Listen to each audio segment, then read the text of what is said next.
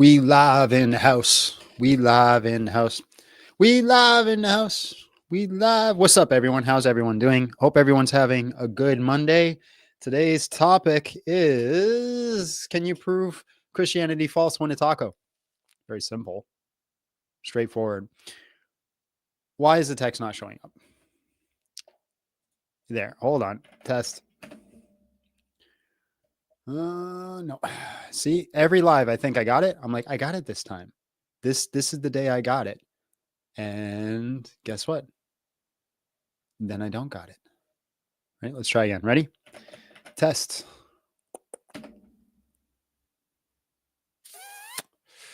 Mother Fridger. Oh, there it is. Perfect. All right. We're good to go. Good to go. What's up, everyone? How's everyone doing? What's up, Night Prowler? What's up, Jaden? What's up, Low Flame? What's up, Leggett? Brush your hair. What's wrong with my hair, bro? My hair look good. What you talking about? Good evening. Good evening. Good evening. Look prettier. I mean, my wife says I'm pretty. That's all that matters. That's all that matters. All right, guys, if you think you can prove Christianity false, jump up, join the multi-guest button. Make sure you're smashing the like, sharing the live, doing all the things that you need to do, all the common things everybody always asks you to do, but you never do it unless somebody actually asks you, because we all have ADHD brain. So do all those things. If you think you can disprove Christianity, again, click the multi-guest button. Priority will go to people who click the link pinned in the chat for anybody who wants to join on the YouTuberinos.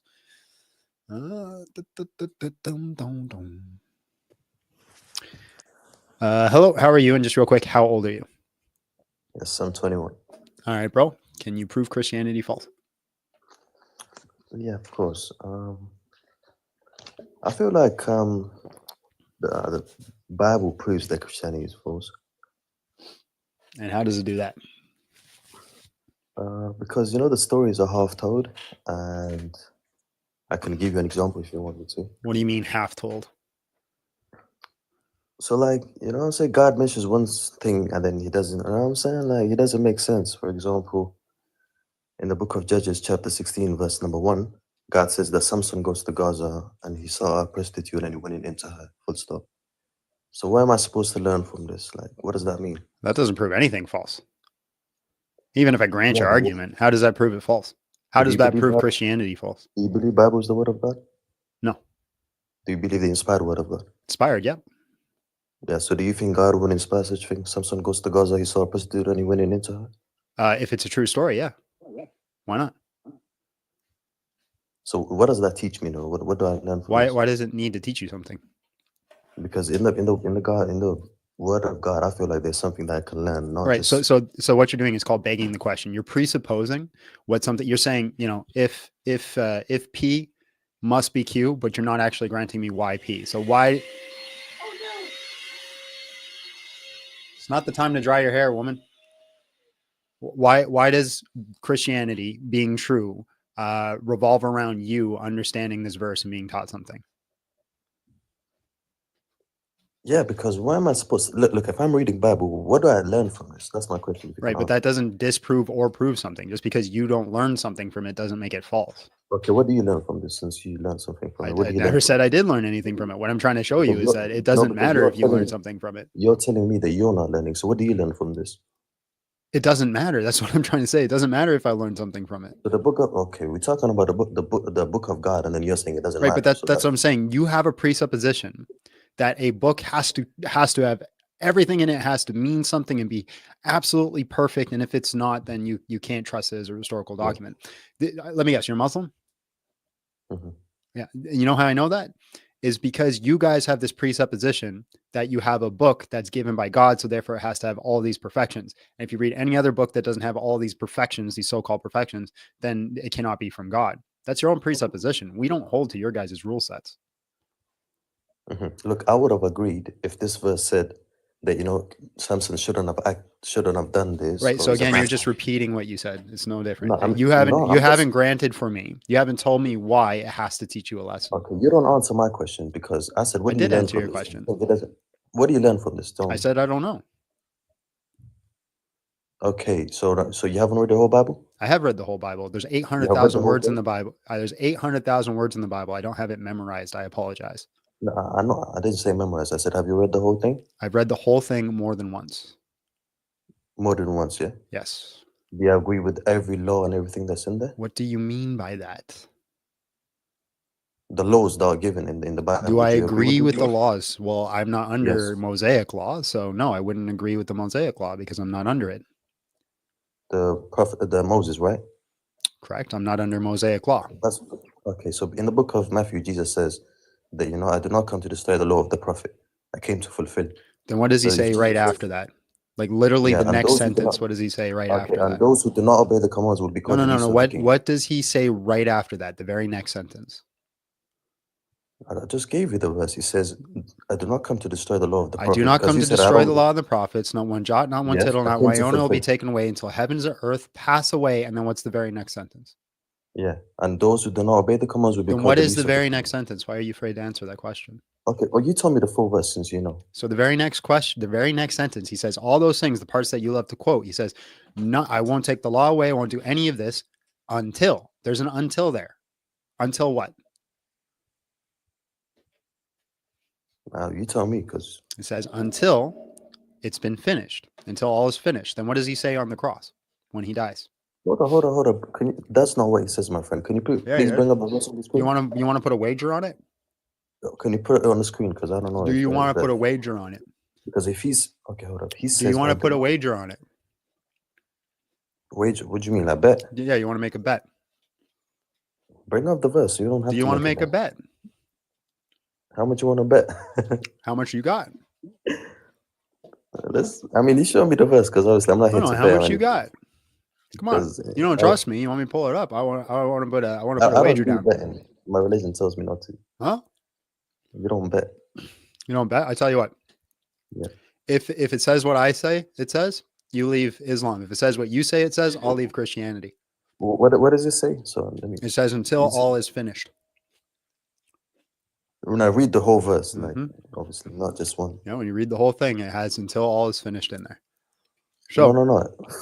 if it So says what I I do not say, you leave Islam. If it says what you think it says, I'll leave read the Christianity. whole verse, my friend. Hold on. Are Read we the whole putting a verse. bet down or what? I'm not. I'm saying read the whole verse, and if I agree, then I will make a bet. No, that's not how it works. You don't get to No, make the because you're bet just saying after we one. see. It's Hold like, on. all right, I tell you what, let's watch a fight. After I see who wins, I'll make a bet. That's what you're saying. No, because you're just watching one round, though. That's not how it works. You don't You get have to to watch watch the around. whole You got to fight. make the bet You have to watch before. the whole fight. You got to make Hold the on, hold bet. on. You You make have the to. bet before you watch the Nah, nah, fight, nah. bro. Nah, you have to. You can't just look at one round. You have to watch the You whole don't watch fight. any of the fight. You know what I You're mean? literally saying you have to watch a whole Just fight put it on before the you make a screen, bro. bet. Like put it on the Hold on. screen, Are bro. you Like saying? come on. Listen, I just want to be clear. Are you saying you watch an entire fight before you make a bet? Is that what you're saying? Not. But I don't watch one round. Do you watch the fight before you make the bet? No, make the bet first. Right. Okay. So before I pull up the verse, are you willing to make a bet? No, I'm saying what does the full verse say? I'm Then going to if I read the can full see that verse, but I you're want to quoting it hold right. on. Before I pull it up, are you willing to make the bet? Look, like I said, I'm a Muslim and I don't make any bets. Simple as that. Okay. Do you want to bring up the All verse? right. Or What was it again, Matthew? What? I thought you know. I thought you knew the verse. Oh, you know it better than me. What is it? I don't know. Christian Bible You is your quoted own. it. It's your book. You quoted it. What was it? Matthew what? You know it. So No, you I thought said, hey, I thought you wanted to make a bet. What hey, happened to the bet? you said, you quoted, you came in. What did it say? It said Matthew what? What was it? Come on. You know the Bible better than Christians. When did I say that? Did I claim that? I'm just saying, bro. Yeah, so that's a long answer. But anyway, since you know, so you put it up. So you see, you don't know it yourself and you wanted to make a bet. Damn. I never said I had it memorized. You're the one who's making these claims. Okay. Matthew 5. Now, last chance to make the bet. Because now I've shown you that I actually don't know my Bible because I had to Google it. So are you ready to make the bet now before I read it? Tell me what it says. I don't make bets. I told you. I don't do bets. Right. Do not think I come to abolish the law of the prophets. I've not come to abolish them, but fulfill them. For truly I tell you, till heaven and earth pass away, not a single jot, not a stroke of the pen will disappear from the law until everything is accomplished. Now read the verse down. That verse. Yes. What difference is this Yes. going to make? I'll read it, but Yeah, tell me the yeah, read difference. it. Tell me the difference. Yeah, read it, then I'll tell you the difference. So then people whoever know. breaks one of these least of these commandments and teaches others to do likewise will be called the least in the kingdom of heaven, but the other who Yes. practices and teaches this will be called the great in the kingdom of heaven. For truly I tell you, until righteousness exceeds that of the scribes of the Pharisees, you will not enter the kingdom of heaven. You have heard that it was said in the ancients, do not murder. Anyone who murders is subject to judgment, but I tell you. But you said, hold on, what part do you want me to stop reading at then? Just okay, the hold part on, but that you think agrees with you? No, you read it. You read it. So you said you do not follow the laws of the Moses. Correct. Now Jesus explicitly says that if you don't follow it, you be called the least of the kingdom. Now you might say, is he talking to me? Is he talking to me here? Is this to John Steele? Where does it say I say this to John Steele? Hold on. Do you follow Jesus? Hold on. Where does it say that I say this to John Steele? I'm looking for the verse. Where does it say that? Hold on. Hold on. Where does it say it though? Are you a follower of Jesus? Where does it say? Do you follow Jesus? Yeah, I follow Jesus. Where does it say that? Okay, but he says those who do not. So he's telling you this in the Bible. Uh-huh. Those who do not follow the commands will be called the least of the kingdom. Who is he talking to? He's talking to you. Oh, where does it say that? Where does it say he's talking to me? He's talking to the people of your book, those who believe in your book. Is he talking to me, or is he talking to the Jews who are under Jewish law, who are under Mosaic law? That's not a good argument. Hold on. Is Jesus talking to me or Jews who are under Mosaic law? Yeah, he's talking to you. Which one is he talking to? Okay, so he's talking to me and the Jews? So I'm a Jew now? Because you can't become a Jew. Yeah, you have to be born a Jew. Hold on. Okay. So you have to read the beginning. It says, I do not come to destroy the law of the prophet. That means, what the prophet came with? I accept. Right? And then he says... So why are you ignoring the part where he says, I didn't come to do it until all is accomplished? No, because I'm trying to prove a contradiction. Where's the contradiction?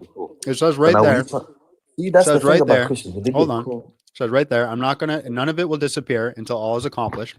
He hadn't accomplished it yet.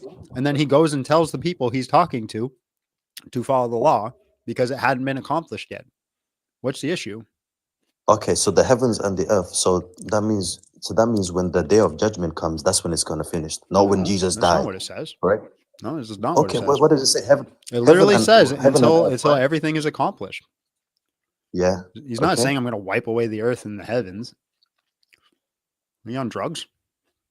No, so if he says that earth and kingdom, right? That means when everything finishes, that law. No, when I die. He's talking about. Listen. I know you're slow, and I'm going to try to help you. Let me give you the context. You don't know the context. You didn't even know who he was talking to. You know I promise you didn't know. Okay, who is Matthew? If you know the context, who's Matthew? If you know the context, who's Matthew?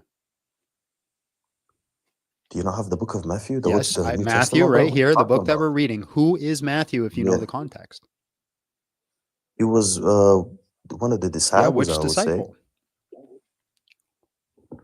What do you mean, which disciple? Which disciple was he? There's a very specific disciple. Which disciple was he? What do you mean, what disciple? I don't know. So I thought you knew the context. I thought you knew the context. What's this got to do with the context? Well, you're just saying. You just told me with your full chest. You said, "I'm going to explain the context to you because you don't know it." That's what you just said with your full chest, right? I never said that. Yeah, you did say that. You want me to rewind it and play it? I got it recorded, bro. I said, since you don't know the context. Oh, I'm sorry. I didn't phrase it exactly like you said. I apologize. Yeah, my mistake. I won't do that again. So anyways. So let's not talk about who do not think I have come to abolish the law of the prophets. I have not come to abolish them, but to fulfill them. Hold on. What? To what? To what? What happens when a contract's fulfilled? I'm just curious. Fulfill means fulfill means like, I would say accomplished. Okay, so if I write a contract that says to you, you have to do 20 jumping jacks, and you do the 20 jumping jacks, did you fulfill the contract? So what happens when a contract is fulfilled? Do you keep doing jumping jacks? Yeah, but why did Jesus say if you don't follow it? Hold on, answer the question. Don't dodge the question. Don't be scared. Don't put your runners on. Just answer the question. Just answer the question. Just answer the question. Bro, yeah. But this gonna what happens? No. Why are you so scared to answer a question? Listen, I know third grade math class is difficult and you couldn't get through answering the questions, but we're gonna get through it together, bro. Okay? Me and you. I asked you a very specific question. I would like you to give me a very specific answer. What happens when you fulfill a contract?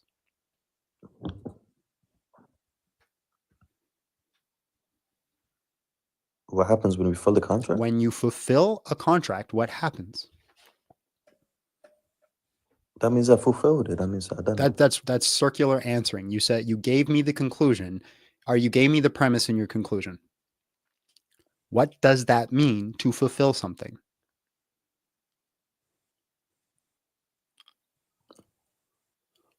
Fulfill means to like do it. That's what I feel. Like to do it, fulfill, do it. You know what I'm saying? To bring to a completion, yes? No. No, That's not no, what I it believe. doesn't mean to. So if I ask you to go get me a coffee and you go get me a coffee, did you fulfill the task? Are you Googling the word fulfill right now? I'm right here. I can see when you leave the app, bro. We can do it together. I Define just fulfill.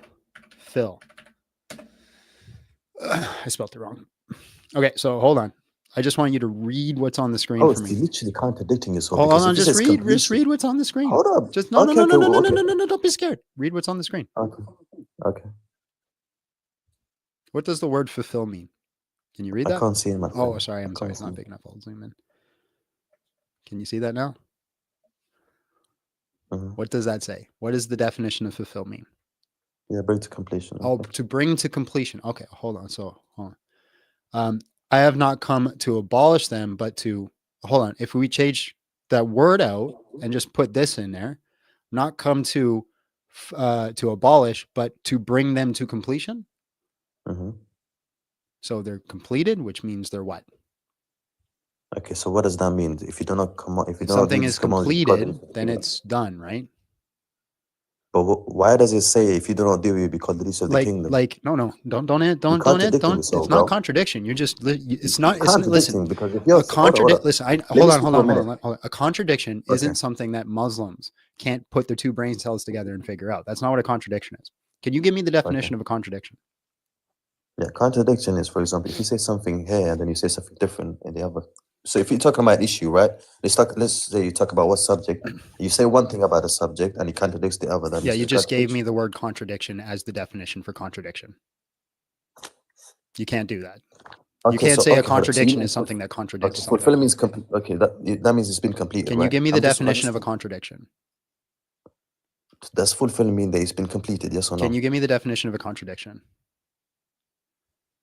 You already know what's up, brother. Forget about contradiction. So you don't know what the definition of a contradiction is? Then how do you know it's a contradiction if you don't know what the definition of a contradiction is? You're contradicting yourself. Ask yourself. Define what a contradiction is if I'm contradicting myself. Is because when you're talking about a subject, you say one thing here and then you say a different thing in a different place. That's a contradiction. What does that mean? A different thing? Okay, hold on. So is this a contradiction? A contradiction hold is on, if you say, hold on. okay, So let me I give say you an one thing example. here. Hold on. I'm going to say one thing here and another thing there. Okay, so this controller is blue.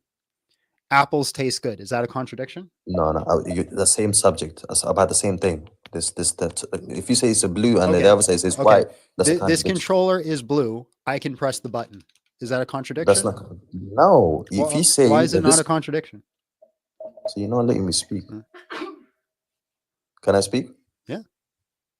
Okay. Now, if you say that this controller is blue and then the other say it's white, that's a contradiction. Not when you say this is a blue and the other say apple. That's correct. That would be a contradiction. Yeah. Now So give me the you said- definition of a contradiction. Okay, so now you said fulfill means to complete. That means this completed.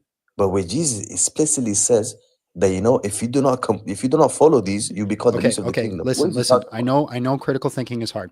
Did he finish everything between this sentence? Hold on. Just answer the question. He said, nothing will be done until all is accomplished. Did he accomplish everything between this sentence and this sentence? Did he what? Did he accomplish everything he planned to accomplish between this sentence and this sentence? Did he accomplish what? Everything he came to accomplish. You can't judge that by just reading one verse. You need to read it. Do you think he accomplished anything at all between this sentence and this sentence? What are you trying to prove? Because you say it's a contradiction. You say, well, if it And hold you on, know it's hold a on, contradiction. you're gonna this is your argument. I'm gonna steel man your argument for you. You're saying that this is a contradiction because Jesus says that you could fulfill the law, right? And then it all be done at the end after everything is accomplished. But then he goes on to say that the people who do not follow the law are going to be considered the least in the kingdom. You're saying that's a contradiction. The thing is, though, did he bring everything to completion between this sentence and this sentence? Because if he didn't, then it's not a contradiction, correct? He would have to complete everything he planned to accomplish between the end of this period and the start of this sentence for it to be a contradiction. I don't know what you're trying to prove by this, my friend. I'm not trying to prove anything. Honestly, I'm just trying to show basic trying to run critical away from the thinking skills. contradiction. No, because obviously, when Christians get cornered, they're just trying to find a way. So that's what I'm not trying to find a way. It's literally, this is basic critical thinking skills, bro. He had not accomplished everything yet. He said it's not going to be taken away until all is So accomplished. when he was on the cross, he said, okay, so when he said, he was on the cross, he said, do not follow the commandments anymore. That's it. I'm No, done. he said it is finished. So how do you know he was talking about the commandments? What is finished specifically? It's finished what he came to do. But the earth and the kingdom was still there, right? It didn't say that he was going to wipe away the earth and the kingdom. But okay, read that verse. Oh my God. Contradictions over contradictions. It's not a contradiction. Contradictions Listen. I starting to think that Muslims think contradictions are just things they can't comprehend. So anyways, for I truly tell you, until heaven and earth pass away, not a single jot, not a stroke of the pen will disappear from the law until everything is accomplished. It doesn't say that I'm going to destroy heaven and earth when I accomplish everything. For I tell you truly, until heavens and earth to pass away. So that means, when the day of judgment comes, right? No, it doesn't say. No, But it literally says it's heavens and earth, hyperbolic, bro. Pass away. bro. You idiot, Okay, what you moron, does you earth pass buffoon, away mean? you nincompoop, you too IQ'd my friend. Listen, What does earth pass away mean? Hold on. It's hyperbolic language. For truly I tell you, heaven and earth will pass away, not a jot or will not pass away, not a single jot, not a stroke of the pen will disappear from the law until everything is accomplished. He is saying, you cannot wipe away the law. You cannot destroy it. You cannot do anything. It would be sooner that the heaven would pass away and the earth would pass away before the law will pass away until I finish what I've come to do. He's saying you can't get rid of it until I've done what I need to do. So what does pass away earth? What does that mean? All right, bro. I can't listen. I can't help you. You got to go back to school and you got to learn some basic critical thinking skills. Maybe you read a philosophy book, but I cannot help you. I appreciate your time. God bless. No problem, bro. No problem. In a bit. That was like pulling teeth. Can't do it. All right, guys. If you think you can disprove Christianity, hop up into the queue and we will go from there. Make sure you're smashing the like button, sharing the live, doing everything that you need to do. Hello, how are you? And just real quick, how old are you? I am 51. All right. Can you prove Christianity false? I think it's a horrible question. Okay. Can you do it? So I have a question for you. Mm-hmm. Do you think that gambling is a sin? No. Really? Yeah. So when the Bible says that you need to have some You Christian? stewardship over what? Are you Christian? I was born and raised Catholic. Okay. Do you call yourself a Christian? Like, do you follow Jesus? No. Okay. No. So what's your goal here? What's my goal? I have questions. I don't have a goal. What I'm asking is, so when the previous guy you had on here, you made a bet with him. Yeah. And what does the Bible say about betting? It doesn't. Yes, it does. It talks about stewardship of your money. Yeah. You should be a steward over your money. So I shouldn't put my entire life savings into a bet. No. So why would you go against the Bible? It doesn't say. Show me a verse that says do not make wagers. Go ahead. It says be a stewardship over your money. Show me the verse.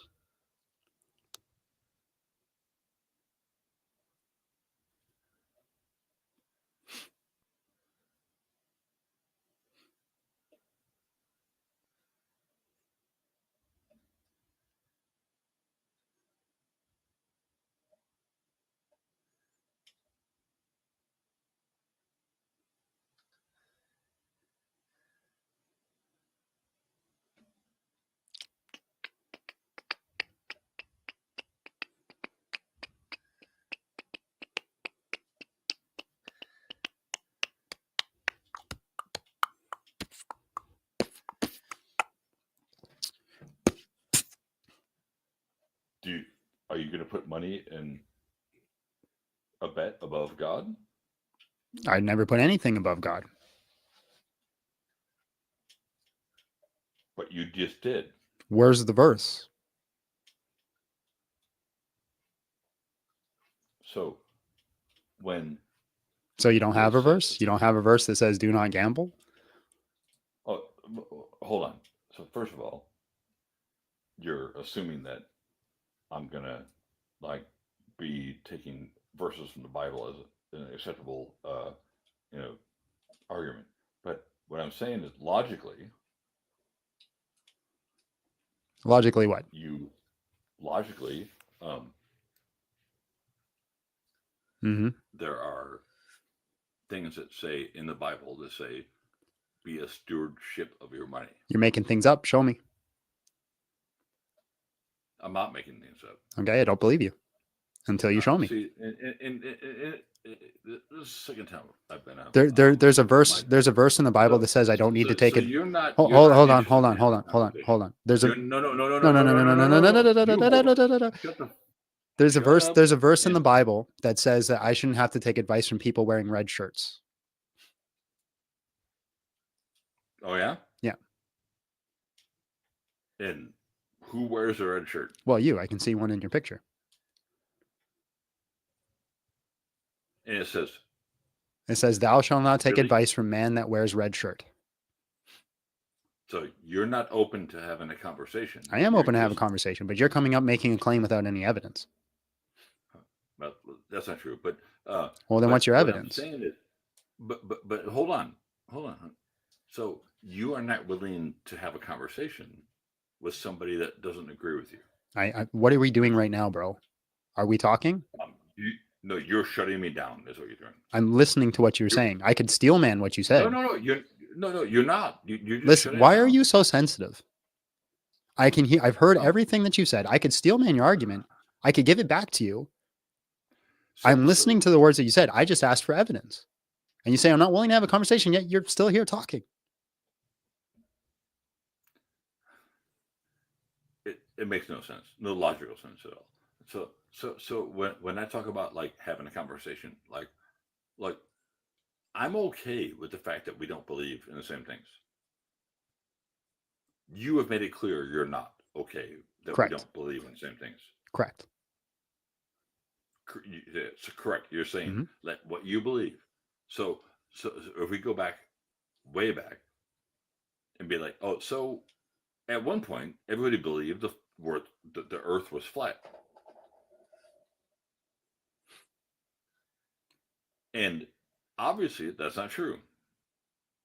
So you are not willing to have a conversation with an open mind to consider any other ideas. Because back then, the smartest people in the world thought the Earth was flat. And it wasn't, obviously. Unless you're going to tell me you believe you're a flat earther, which would be... No, I'm just waiting for you to make a point. But what I'm saying is, what you're saying to me is that you are not willing to have a conversation. Bro, I've literally And sat you're here for like saying- 5 minutes listening to you talking about flat Earth, waiting for you to make a point. What do you mean I'm It not hasn't willing been to have a 5 minutes. conversation? It What hasn't been evidence 5 do you have that I'm not willing to have a conversation? Your reactions, where you're just like, nope. So hold on. Your idea of having a conversation is you say something and I say, yes, Mr. Red Shirt Man, you're absolutely right. No. Then what is your definition of a conversation? No, that's not what I'm saying at all. What I'm saying is you shut me down like immediately. Yes. Multiple When times. you make a claim and you have no evidence to back it up, especially when your claim is in the form of a rebuke. Oh, you're a moron. All right. Have a good night. Bye. I'm the moron? Yes, Are you sure? oh, for sure. Are you sure? Absolutely. Oh, Absolutely. okay. I mean, Hold on. Just to be clear, did you make a claim that I shouldn't be making wagers because God's book says so? Yes. Okay. Did you provide any evidence of that claim? Yes, I did. Okay. What evidence did you provide? The Bible clearly states you have to have a stewardship over your money. Can you show me the verse that says that? I can, if you give me a minute. I waited for you for quite some time No, to no. find it. I don't want to pause the. I'll wait. Go find it. The live, but stewardship over money is it's something that needs to be interpreted, and if you're going to be interpreting it, like in the way you want to, and not as okay. Should I not start it? Okay, let's say for the sake of the fact that you're not going to actually provide any evidence, I'm just going to grant it and still show you why you're wrong. Should I open a business? Yes. Okay, isn't there a chance that my business will fail? Hold on. Isn't there a chance that my hold on? Isn't there a chance that my hold on? Should you open a business if you're capable? Yes. Yeah. Okay. Is there a chance that my business will fail and I'll lose all my money? Yes. Okay. Am I now taking a gamble? Yes, you are. Oh, but you just said I shouldn't gamble. No, but the Bible says be a stewardship of your money. No, it doesn't. You haven't provided that yet. No, it does. And again, okay, give me the definition of being a steward over your money then. If you want me to Google it for you, I will. Give me the definition of a steward over your money then. No, hold on. Or you can Google it yourself. Fine, it's there. Give me the definition of a steward over your money. So me and my family have been like chastised over and over again by Baptist people in our family for going to a casino to gamble because it's a sin. Well, they're wrong. Well, no, they're only wrong somewhat. What's your beef, business, bro? Hold on. When you're talking about like business and putting $100 into a machine, those are two very different things. Don't act like they're the same. Okay, if I have $100 to go out and spend on a night of having fun, and I spend it on playing in a playpen or doing go-karts, and the $100 is gone, or I put it in a machine and I gamble it away, what's the difference? When you put it into a machine, you're gambling. What's the difference?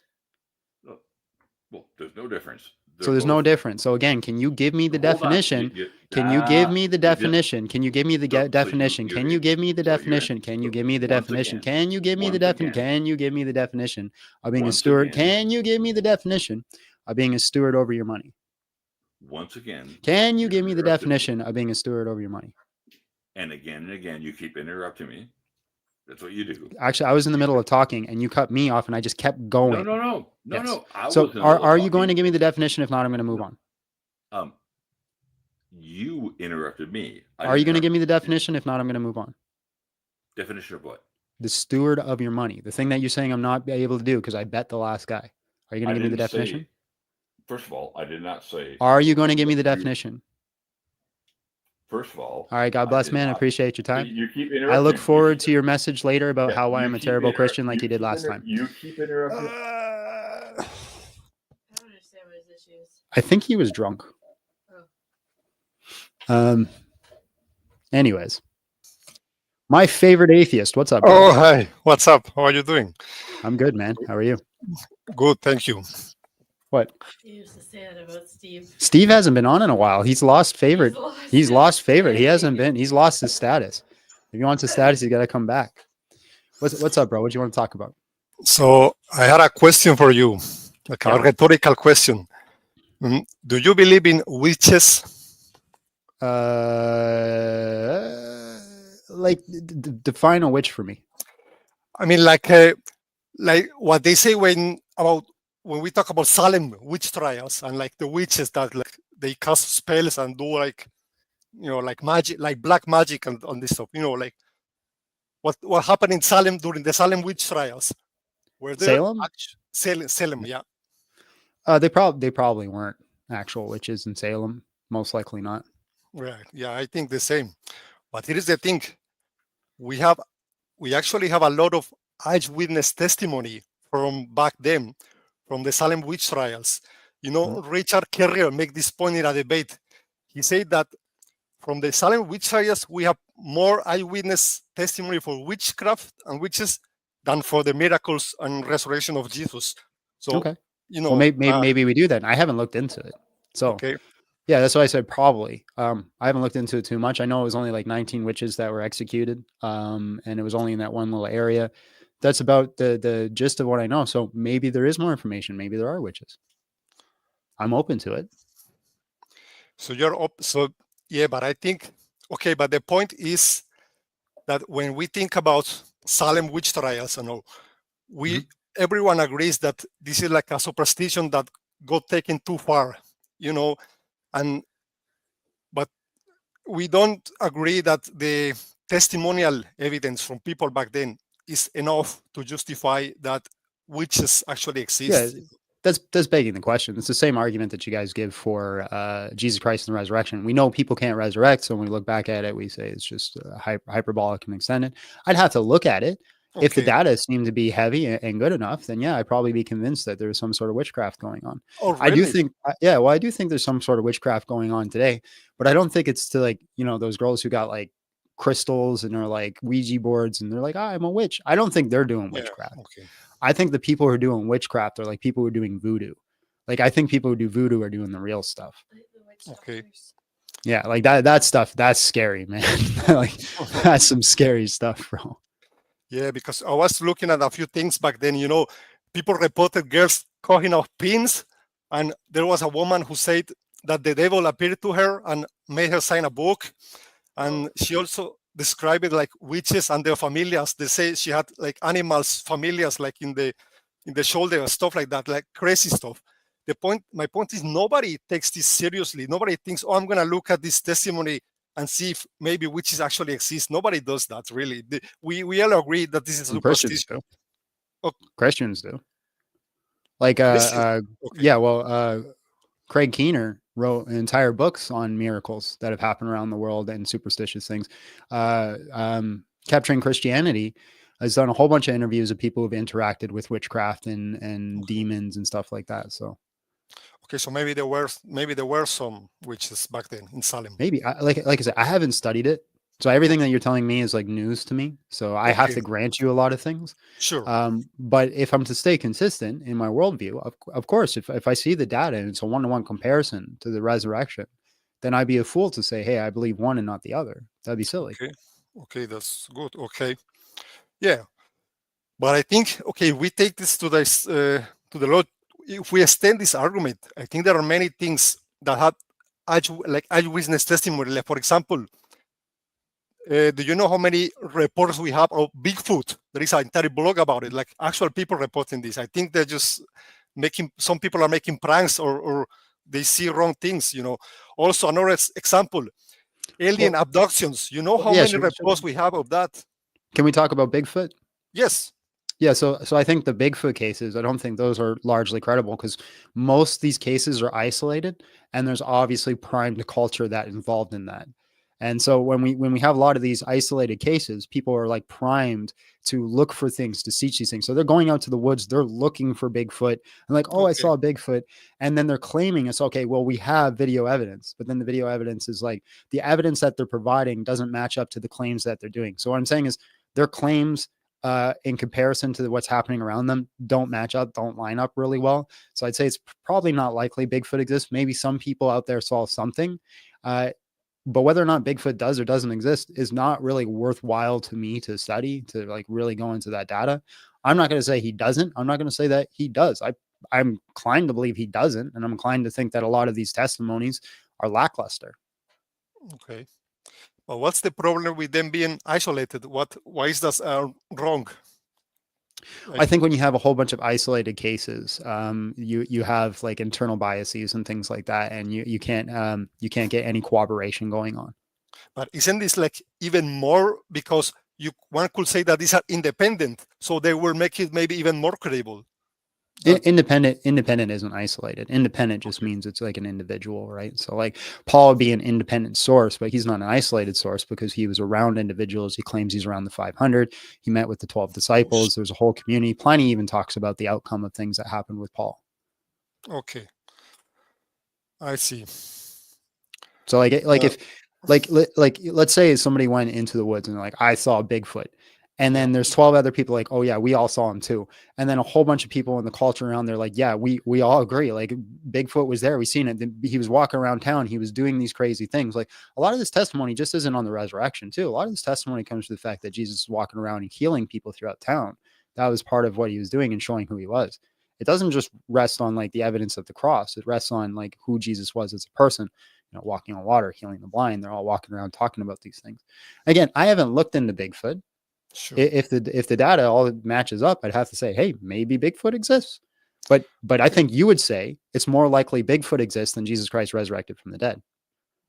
I get, maybe, I guess so, yeah. I guess I will have to say that, yeah. But, okay, you think, so you say people could have been maybe like primed to believe in Bigfoot, but don't you think this maybe something similar could happen with the resurrection? Like they were primed to believe in a risen Messiah, Maybe I think a lot of people came to the knowledge of Christ because they were primed, and I don't think that's a problem, but I think they are primed to come to that. But when we're looking at Jewish culture, the majority of the Jewish culture wouldn't have been primed for that because they were anti this idea. They wouldn't have believed in a God that could die on a cross. They wouldn't believe in a God that got humiliated. This would be a form of idolatry. So believing in Christ as a Jew would condemn you to hell, but also get you ostracized in your community. So like, I Sure. wouldn't say a majority of these people would have been primed for it. But let's talk specifically about the disciples, the apostles. They were, I'm not sure we can call them strictly Jew at that point, because they at that point they were no longer Jews. They were like Jews that have been part of a sect that added a ton of beliefs on top of their Jewish background. You know what I mean? Yeah, but I don't understand why that's a contention. Because you say those people were Jews and will not believe in it, but I say maybe they were the followers of Jesus and they were the people like in a sect, not strict Jews. They were not strict Jews. They were the people that had Jewish background, but now we're like in a Christian sect, and now they could believe. Yeah, that. but why would they be primed to believe in the resurrection of Jesus? Maybe that was the only way for them to make sense of the Messiah dying. They had to vindicate him in his mind somehow. But this happened all throughout Jewish culture. There are other Messiah type figures that accumulated cults and then were crucified or killed, and then their crews would die off, right? Their following would die off. Sure. So the evidence would suggest that that's not likely. Yeah, but maybe an accident of history happened. It's like, I don't think it's like completely impossible. Yeah, so I agree. What we're doing here is we're doing like an inductive argument. You could give a possibility for anything, but I don't think it's probable. Like it's possible that Jesus had a twin. It's possible that Jesus did a magic trick, right? I just don't think these things are probable. Yeah, these are hypotheses, right? But I mean, someone like me will say, but what you are actually saying is Jesus having a twin is improbable. Therefore, it must be that Jesus resurrected. But how do you establish that this is so improbable that the resurrection becomes more likely? No, so the way we look at it is like Bayes' theorem, right? We're looking at all the evidences and then we're inserting that into like a calculation, and then it would raise or lower the probability. So it's like, somebody making an account that they saw a resurrected Jesus, that would raise like maybe a very small amount, but it would raise the probability that he was resurrected. You could also, all the other accounts, Paul changing, James converting, the empty tomb. You start looking at all these things and we say, hey, what's the probability that the claims that they're making are actually true? I'd say the probability goes up. If we're going to say, hey, he had a twin, well, what evidence do we have that we even had a twin? Nothing, right? Nobody talked about it. It's just a possibility thrown out to the air. But I don't think we can plug that into like a Bayes theorem calculation. Isn't this just an argument from silence? Like apologists say this sometimes. Like the fact that nobody mentioned the twin doesn't necessarily mean that the twin didn't exist. I agree. Must be an argument from possible. silence. Yeah, I agree. It's possible. Yeah. I don't think it's probable. Yeah, but probable. That's like my point. You think it's improbable to such a degree that makes the resurrection more probable? Yes. Okay. Well, I guess that's a one way to look at it. And there's lots of reasons that we look at it. Like we've talked about the undesigned coincidences before. I think the undesigned coincidences make the Gospels, show the Gospels to be accurate historic reportage models, that they're trying to give accurate historic information. So this would raise the probability that they're trying to tell us something true. So even if like Jesus had a twin, well, then the Gospel authors would have to be mistaken. They would have to not know about Jesus's twin because it shows that they're trying to give honest testimony. And I don't think that's highly probable. Yeah, or maybe they didn't feel like including the twin. But yeah, okay, they will have known about the twin. Yeah, you're right. They will be, or they were like, yeah, they were in the scam. There was a kind of scam with the twin, and the gospel authors were in on it, right? That would be like an hypothesis, a crazy twin hypothesis. Yeah, they'd have to be in on it. And when we look at the way they recorded information, it doesn't show. There's no evidence to show that they're being intentionally dishonest. Okay, but what if the twin went to another city when Jesus was 25 years old, like before he started his ministry, and that's why the gospel authors didn't knew him, and that's it. It's a possible explanation of why the gospel authors didn't knew the twin. Okay, so yeah, let's bring that to its logical conclusion. Jesus dies on the cross. The twin went away, so they didn't even know who he was. And then all of a sudden, the twin comes back and knows who Thomas is, knows who Peter is, knows who James is, and hangs out with them and eats fish and just chills and like everything's fine. That doesn't seem likely to me. No, Jesus before the crucifixion, kind of talked to the twin and set up the whole thing. It's not that the twin coincidentally came back after that point. It's that the Jesus and the twin planned the whole thing so every time Jesus went off to pray alone, he was actually meeting with the twin. I don't know. I don't know. Something crazy like that. Maybe. I don't know. So then the twin would have to be following. So Jesus knew all along that he was going to die, and then he would have somebody to come back, pretend who he was, pretend that it was still him resurrected. My question for you is, why would Jesus do that? Yeah, that's a good question. Why would he do that, right? No, maybe he had he wasn't sure he was going to die, but he had the twin as a backup plan. It's like, if I die doing this because I'm going to risk it, because I believe in my mission, then you will come back and do this. I don't know. But what's Jesus's mission? He's preaching. He wants to share his apocalypse. He's an apocalyptic preacher. He has his own interpretation of God's message. He wants to preach it and share it with people. Right, but if he has to fake his death, if he has to die and fake his resurrection, then that shows that he doesn't actually believe in his interpretation of God's message. So why would he want to enforce that so much? No, but it's like, in case he dies, he's not sure he's gonna die, but he can see it. Okay, but if he really believes what he's preaching and he's trying to get that message out there and he believes in it so much, then he knows that the twin coming in would be a lie, and he would have to lie about the resurrection. Sure, and so that would show that he doesn't actually believe what he's preaching. Yeah, that's right. Yeah, I guess so. I don't know. He thinks the people will accept it easily, more easily. That he believes he has a right message, but the people will accept this, and people deserve to accept this, and people will accept this more if the twin thing happens. But his message is that he is the Messiah, that he is God, and that you should follow him. If he's dead, and he really believes he's the Messiah, he's really he could do the resurrection. So it doesn't make sense on why he would convince the twin to do this. Yeah. Okay. Yeah, I see your point. Maybe he thinks he's the Messiah, but he thinks the Messiah can die an earthly death, and he will be, but he believes he will go to heaven to be glorified, vindicated as the Messiah.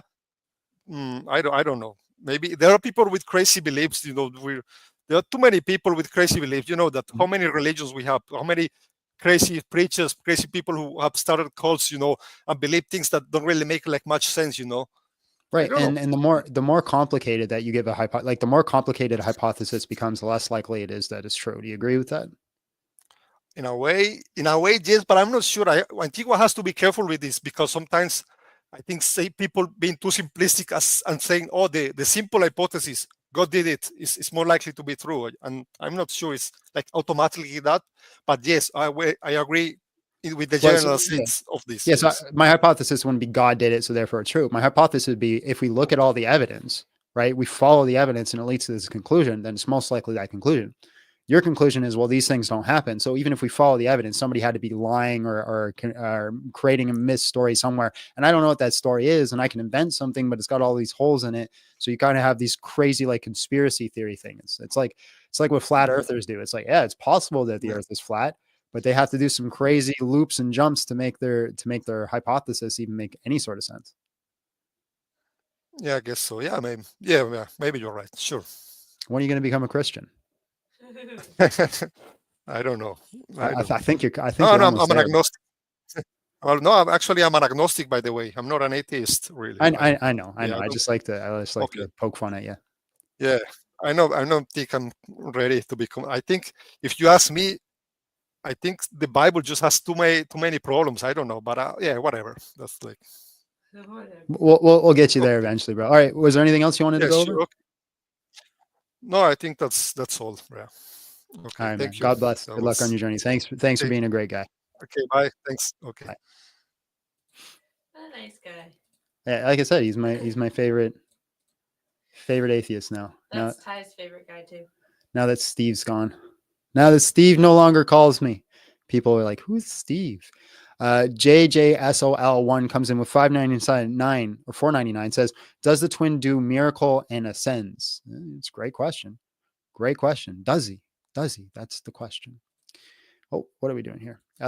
Hello, how are you? And just real quick, how old are you? Al Mahdi. Mahdi. Oh, hi, how are you? Thank you very much. I am 50 years old. All right, bro. Can you prove that Christianity false? I want to ask you if I would be allowed two-part. Maybe I would like to refer back to, I think, two gentlemen before me. You were having he posed an argument using Matthew 5, I believe. You brought that on the screen? Mm-hmm. I agree to a certain extent of which your claim was. However, I'd like to ask you two questions. There's two Johns, John the Baptist and then John that wrote Revelations, correct? Like John the Baptist met his end at a birthday John the party and then Baptist. John the Baptist didn't write any of the Bible, so it's the common consensus amongst Christians that the author of John is the same author of Revelation, the same John. If you go into like secular scholarship, they'll say that it was probably a different John, and the reason they'd say it's a different John is because the Greek grammar in Revelation is way different than the Greek grammar in John. So it depends who you ask. So John the Revelator, he's the one that wrote the prophecies of Revelations in the Christian Bible, correct? Yeah, depending. I'd say it's my personal belief is that it is John from not John the Baptist. It'd be John, son of what was his name? Zebedee? Is it Zebedee? That's what it is in the chosen. Anyways, Well, he's the a Apostle prophet. John. He's a prophet, right? He's a prophet. So I'd like to ask the question when you were referring to that gentleman before, to Matthew 5 verse 17, where he says, "I did not think not that I have come to destroy the law or the prophets. I came not to destroy, but to fulfill." Mhm. So in that next verse in 18, which you had pulled up, all of them have to be fulfilled, including John, who wrote the Revelations. His revelations have not been fulfilled yet. So yeah, no. So he's talking that about Genesis. includes every title, every tittle of the law must be, he is fulfilling. We are in his work of fulfillment. Yeah, so he's talking about the prophets that came before, right? So I did not come to fulfill the law and the prophets, and he's specifically talking about the law that's established in Genesis 15. Genesis 15 can only be brought to completion when the person who wrote the contract dies, and it was So then God who John wrote the the contract Revelator in is not a Genesis prophet? 15. That's not what I'm saying. Well, all prophets are in So line a under the prophet. word of God. So hold The on, word of God, right? So a prophet is somebody who gives prophecy, right? Right. He Not has the every word of God. prophet is something that Jesus had to fulfill, because you can No, even go back. everybody's a messenger. Everybody's a You messenger. can even go God back. You chooses can even go back. prophets. You can even You go said back. it wrong. You said it wrong. You can even go back to Big King. John You can, still. You said it sir, wrong. sir. I'm going to finish my sentence, and you're going to shut up. So you can go back to Kings, where it talks about that there was many prophets that were speaking around Nathan. What are you doing? Yes, sir. Go. What are you Continue. doing? What are you doing? I just turned my camera on. I didn't know my camera had been off. But what are you pointing it at? What do you mean? It's my country's flag. My background. Why did you turn your camera on just to point at your country's flag? Are you the guy that gave me the finger the other day? So I've Oh, you just are proved too. that I just proved you wrong, right? No. All right. God bless, dude. He's a crazy dude. He came in the other day and he had like these crazy eyes and he started giving me the finger and like biting his lip weird. It was weird. Yeah, he's going to do it again here. Don't put him on. I'm not putting him on. He's giving me the heebie-jeebies. Yeah. Something going on there. Did you kick him? Yeah, kicked him. Hello, how are One you? place And there's that guy. Hello. sorry, bro. Hello, how are you? And just real quick, how old are you? I'm 33 years old. All right, bro. Can you disprove Christianity? Yeah, in Matthew, the first chapter of Matthew, it states that Jesus fulfilled what was spoken in Isaiah chapter 7, verse 14 about the virgin birth.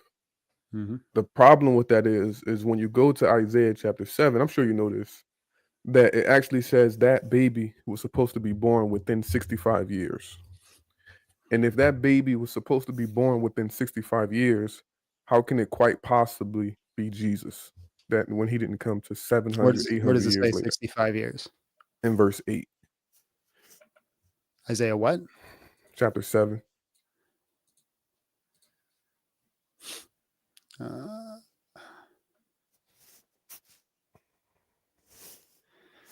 Let us invade Judah, terrorize it, divide it among ourselves, and we can install some Tabariel over the king. But this is what the Lord God says: it will not arise, will not happen. For the head of Damascus and the head of Damascus has risen within 65 years. Ephraim will be shattered as his people. The head of Ephraim is Samaria, and the head of Samaria is the son of Raliah. It's not stand firm in your faith, and then you will not stand. I don't see the claim that you're So making the here. point is, it says, because the context is the northern kingdom is going against King Ahaz to take over the kingdom of Judah. And God sends the prophet Isaiah to King Ahaz to tell him that's not going to come to pass because they're going to be destroyed within 65 years. And the baby is a sign that will happen. So the Where? baby has, like when you read if you want to read the whole chapter, we can. Just show me the part where it says the baby is the sign that that's going to happen. Continue And reading. that baby is going to be the Continue reading virgin from baby. where you left off at. Okay, then the head of Ephraim and Samaria, and the head of Samaria is the son of Relium. If you do not stand firm in your faith, then you will not stand at all. Again, the Lord spoke to Ahaz, saying, ask for a sign for the Lord your God, whether from the depths of Sheol or the heights of heaven. But Ahaz replied, I will not ask, I will not test the Lord. Then Isaiah said, hear So you now, can O stop right house of there. David. You see, he tells him that it's not going to come to pass within 65 years, they're going to be destroyed. Then he tells Ahaz to ask for a sign about what he just told him.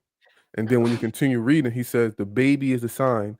And then he said before the baby Hold is on, let me read it then. okay, I'm sorry. Then Isaiah said, hear now, O house of David, is it not enough for try the patience of men? Will you try the patience of God as well? Therefore, the Lord himself will give you a sign. Behold, the virgin will be the birth of the child, give birth to a son, and will call him Emmanuel. By the time he knows enough to reject evil and choose good, he'll be eating curds and honey. For before the boy knows enough to reject evil and choose good, the land of two kings, your dread will be laid to waste. So And this is the part you're two talking about. kings, the two kings that will be destroyed before the baby is old enough to know right from wrong is King Rezin and King Pekah, who was going against Judah. So he's saying before that baby is old enough to know right from wrong, those two kings will be destroyed. And he Right. And then, said that yeah, would happen within 65 years. and then Ahaz has a son, right? Exactly. So my question is, if From his that wife. baby was supposed to be born within Oh, 65, hold on. I'm sorry. Go Yeah, he has a son from his wife, right? ahead. Is she a virgin? The Hebrew word there is Alma. Alma just means young woman. Right. So it's Alma or Betula, right? Depending on where you're Yeah, translating. Bethula is virgin of virginity, but the word in Isaiah 7 is Bethula is Alma. Yeah. So it's Alma, right? So Mhm. so right here he had a son, and that prophecy is fulfilled. Correct. Yes, and my And question was, so then what's Matthew doing? well, in my opinion, Well, it's no, not your opinion. What is he well, doing? if you according want to to Jewish frank, tradition? huh? I'm sorry, I What is missed he that. doing according to Jewish tradition? I would say Pesherim interpretation. Midrash. Midrash, yeah. Yeah. So he's performing midrash, right? Yeah. So when Jesus says, "I'll give you the sign of Jonah," Midrash. does it? Yeah. So sign of midrash, 100%. Mhm. So did Jonah happen before Jesus? Mhm. Right, and then Jesus also did it as well, right? I mean, according to the Christian Testament. But that's the point I'm making is, again, Isaiah 7 was no way a prophecy about Jesus. I understand what you're saying, Okay. but so what we see with Jonah, we see a dual prophecy. Yes. No, it's not a dual prophecy. Why It's is it not? it's the writers, first century Jews, using interpretation Pesherim, Midrash. hold they on, do hold that. on. So Matthew is intending a dual prophecy, correct? He's intended interpretation, but But if he's you want to intending a call dual it dual prophecy. prophecy, He understands that the prophecy was already fulfilled with Jonah. Jonah already did his bit, and that Jesus is also a call into that as well. from his interpretation. But this is my problem with it. Right. But that there is dual prophecy in Matthew, yes. No, it's interpretation, and you Christians call it dual prophecy. No, I listen, you're arguing a semantic thing that you're completely missing my point. My point isn't whether or not Matthew is correct. That's beside the point. My point is, was Matthew, when he was writing, purposely doing dual prophecy? And I understand your question, but let me explain. The reason why I'm not saying yes to dual prophecy, because that's going to lend itself to me making mistake or people thinking I believe dual prophecy is real. I don't believe dual prophecy is real. I'm not asking if you think dual prophecy is real. I'll be very specific with my question so nobody thinks that you're making a mistake. When Matthew was performing Midrash, was he under the impression that dual prophecy is a true thing and he was writing about it? Yes. Okay, so when Matthew is writing about it, is it not possible that when he's looking at this, about that word Alma and Betul and things like that, that he was performing a dual prophecy? Yeah, so he's taken a scripture that was fulfilled already in the Tanakh, and he's reapplying it to Jesus. The reason, right. But that's a common thing without Matthew. Yes, exactly. Correct? That's my problem with the Christian text. Okay, so my question is now, why should I reject dual prophecy? Thank you. So the problem is dual prophecy is based off men's interpretation. For example, if we go to the Dead Sea Scrolls, Dead Sea Scrolls, they do this same thing. And we know the Dead Sea Scrolls, their Messiah is not the true Messiah. What do you mean by Dead Sea Scrolls aren't like the Damascus document, the Thanksgiving hymn, the scroll of Melchizedek? They do this form of interpretation, right? This is nothing new. Right? Yeah, they do. Sure. Yeah, exactly. I don't know why you said Dead Sea Scrolls, because Dead Sea Scrolls would like include the book of Isaiah. Yeah, but I said Dead Sea Scrolls because it's a library with those books in it. Right. So, but be specific, because that's very confusing. Okay, I'll be specific. So the Damascus document, the Melchizedek scroll, the Thanksgiving hymn, when they talking about the teacher of righteousness and things like that, they do this same exact interpretation method, and this interpretation method doesn't make it true. So when the writers of the New Testament is doing it, it's just interpretation method. Right. And when we go back, you're not giving me a reason to reject it, though. You're just saying they're doing it, and therefore that doesn't make it true. I'm asking for a reason to reject the midrash that Matthew is performing, because it's based on humans, and nowhere in the Tanakh, especially Isaiah 7, the prophecy, so Isaiah is based on a human. Jesus. Yeah, so Isaiah doesn't prophesy Jesus. Isaiah is based on a human too, so I'm not too sure what the issue is here. So again, why do I have to reject the dual prophecy, the midrash that Matthew is performing? Because according to the Isaiah, this is given from God. This is a prophecy from God. Matthew is not a prophet. Matthew is a writer. He's a tax collector or something. So do you reject? Do you reject like Second Chronicles and First Chronicles? But those are not prophetic books.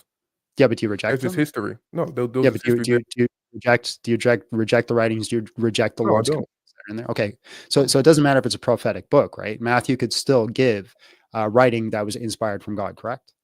Yeah, but the thing is, Chronicles are not claiming certain texts are about a Messiah and pushing messianic propaganda. Matthew, I got you. Let me answer this. Let me say this. But hold on. But do you understand what the question is? You're asserting your conclusion in your premises. You're saying the reason to reject it is because they're doing messianic prophecy. Well, I believe in the messianic prophecy. Why should I reject it? That's what I'm trying to explain it to you. But every time I get into it, you stop me, and I want to be respectful to your stage. So if you're going to give me the floor to say it, I can get to it. Well, I'm absolutely down to give you the floor, but if you make like a premise, like if you give a premise in your statement and it doesn't line up, I'm going to have to stop you and clarify. These are called clarifying questions. Because if I allow you to go on in multiple premises that I don't align up with, then I'm going to have to go back step by step and we're going to get lost. Okay, so I want to stay specifically on Isaiah and Matthew. In the book of Isaiah, it does not tell you that this is a dual prophecy. It does not speak anything of Jesus. The prophecy was fulfilled in the Tanakh. So when Matthew takes this and reapply it, he's reapplying it, using pesherim, using midrash, using interpretation. Just because you use interpretation doesn't make the person you believe to be the Messiah. For example, when we look at Josephus made the argument that Vespasian was the Messiah based off Numbers 22. So they did these things, and just because these writers did that, we don't have to accept their interpretation. I agree And with you. But Christianity is based off interpretation. You're not actually. I agree with all the data points that you're giving, but I just don't understand how you're coming to your conclusion. Why do I have to reject Matthew's midrash? Because Jesus is not prophesied in Isaiah 7. If you're But saying that he's the but that- Messiah that- and he's prophesied, then that's the argument that's at hand. You're saying Jesus is not prophesied there. I'm saying it's a dual prophecy, right? You have because this is what Matthew did, and you're just saying I have to reject it. Why? Why do I have to reject it? I said over and over because Isaiah does not prophet. Like when we talk about who's the Messiah, that's the question. The Messiah has to again. That's pesherim. I know the Messiah has to feel. I'm going to pause you real quick. Can you answer what begging the question is? Can you tell me what that is? No, I'm not know what that means. So begging the question is a fallacious statement when you're inserting a conclusion in your premise. You're saying the reason I have to reject it is because it doesn't talk about Jesus. But that's what we're debating. That's the conclusion. Does it or does it not talk about Jesus? And your answer to that is it doesn't talk about Jesus, so therefore I shouldn't accept it because it doesn't talk about Jesus. That's fallacious. It's circular by definition. So what? Let me ask you this: what kind of answer are you looking for when you say why should you reject it? Because when you say why shouldn't you reject it? The reason to accept it would be that it's talking about Jesus, it's prophesied about Jesus, so I would have to accept it because he's the Messiah. When I say it's not talking about Jesus and we don't have to accept him because he's not prophesied, well, I think it is talking about Jesus. So I think it's a dual prophecy. Because you believe in someone's interpretation. Well, we also see this with Paul, right? We see this in talking about in Hebrews 1, where he quotes the Psalms, and then he also quotes it towards Jesus, being dual prophecy. So we see dual prophecy all throughout the New Testament. It's not dual prophecy; it's interpretation. Right. Well, I can interpret something in the Tanakh and say their interpretation is dual prophecy, correct? In their viewpoint. So their viewpoint is dual prophecy. Okay, so let me ask you this: If a Muslim reinterpret stuff, is that triple prophecy? No. So they're interpreting it as dual prophecy, correct? Okay. I'm not saying they're right just because their interpretation is dual prophecy. Okay. Now you're saying I have to reject it because there is only singular prophecy. Now I haven't been brought to that conclusion. I don't know why. Now the reason I would accept their dual prophecy is because of the testimony of the death and resurrection. Okay. This would be a reason to accept the dual prophecy because they were people that hung out with the Messiah. The Messiah actually died on the cross. He actually resurrected from the dead. There's lots of good reasons to believe this.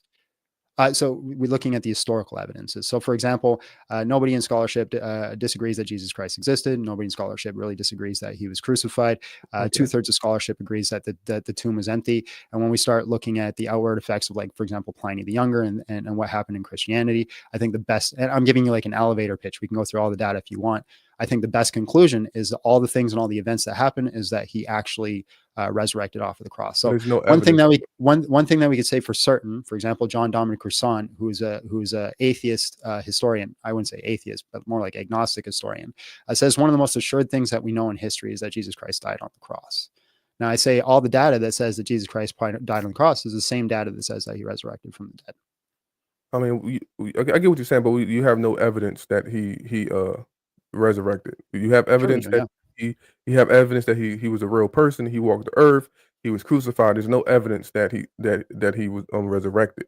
So why don't we have resurrected evidence that he resurrected? If we have evidence for those first things, why don't we have evidence for the resurrection? Because we have a lot of evidence that people existed historically. That doesn't mean they resurrected. Yeah, but the evidence that says that Jesus Christ existed is the same evidence that says he resurrected. Why do you accept one, reject the other? Who Pliny said Jesus resurrected? I didn't say Pliny said Jesus resurrected. What evidence says that Jesus Matthew, Mark, Luke, John, Peter, Paul. That's not historical evidence. Yes, it is. Yeah. So we can use the Bible as historical evidence. Yeah, this is what scholarship does. They look at the Bible. We can go to the Bible and say Moses, and scholars will accept that Moses split the Red Sea because the Bible says it. No, that's not how it's done. So they apply they apply a principle of analysis. So it is historical evidence, but it's not, you're assuming that when I say it's historical evidence that they read it, therefore it's true. That's not the Okay. case. So for example, historians say that Josephus, he's a great historian, but yeah, they actually say he gets things wrong and he's mistaken about things. Right? That happens with Josephus. Same with Tacitus, same with anybody in history. They Sure. applied the same criteria to the Bible. Right? They apply the principle of analogy. They look at history. They look at what it corroborates with, what it lines up with, and whether it's telling true cases or not true cases. So, for example, the Gospel of Luke appears to be more of an historical narrative than all the other Gospels, specifically on how Luke is writing it. He's writing it as a letter, and he's Luke trying to or collect Mark? data. Luke is more the historical narrative. I thought it Because was Mark. yeah, Luke starts off with, I'm writing to this specific person as I try to collect the accounts to give an account of what actually happened, right? So he's talking about how he's getting testimony, he's collecting this information. So historians look at the Bible just like any other historical document, and they try to figure out what's true or what's not. So a reason that we can accept things that are true and historical in the Gospels. So for example, Richard Bauckham talks about, and he actually gave an account and a list of like how the Gospels get the names that were correct in Second Temple Judaism, that were correct in Judea. These are names that they wouldn't be able to get correct if they came at a later date or did not exist in that area. So that'd be like one thing that we could say, hey, these people were actually there and we're actually trying to record true information. But none of that is evidence that he resurrected, though. Like Yes, it is. I'm not saying that the Christian Testament doesn't have history in it. It doesn't have historical figures in it. I'm not saying that, but none of that is evidence that he resurrected. But anyway, Yeah, it absolutely is. And the reason it is because if we could say that they're recording true information, that they're getting landscapes, names, people, locations, geography, they're doing all these things correct, then it shows that they're trying to give an accurate, true account. And then they're also talking that Jesus exists as apostologistic. So for example, we have John the Baptist being talked about in the Gospels, but we also have John the Baptist being talked about Josephus. So we know this would be a true person. We have Pontius Pilate being talked about in the Gospels. We also have talking about none of that makes the resurrection. Hold on, let me make my account. We have all these people that are true, and then we also have Jesus. The reason that they take this information to be true is because the Gospels recorded it. So when the Gospels record this information, like what John the Baptist did, and then we say those things are true, then why is it that when we get to the resurrection, we say those things are false? Okay, so since we're talking about this, did Jesus die before or after Passover? Was he crucified before or after Passover, according to the New Testament? So he was crucified on Passover. You're going to bring up the contradictions between. No, I'm just curious to how do you reconcile that? Yeah. One says he died before the Passover. One said he died after the Passover. No, it doesn't. So it's how it uses the specific wording that's used in John. Let me just get my notes on it. Okay.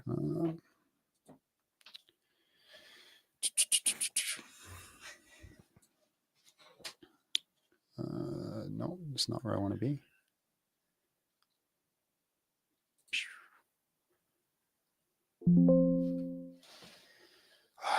Remind me later.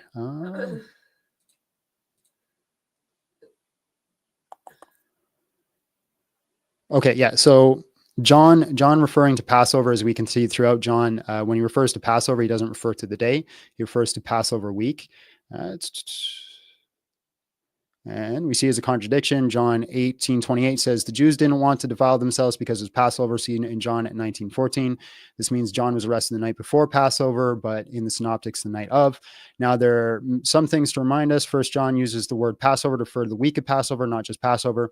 We can see John using it in this way in John 2:13, John 6:4, John 11:55. John 13:29 says they thought Judas was going out to get food for the Passover meal, which would have been a Thursday because food would perish if bought the day before. Plus, it says that he thought he was going to give alms, which is a practice done for the Passover meal.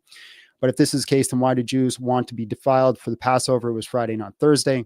Well, if it was Thursday and not Friday, then it would make any sense. According to Leviticus 15:5-11, they'd only remain unclean until the evening.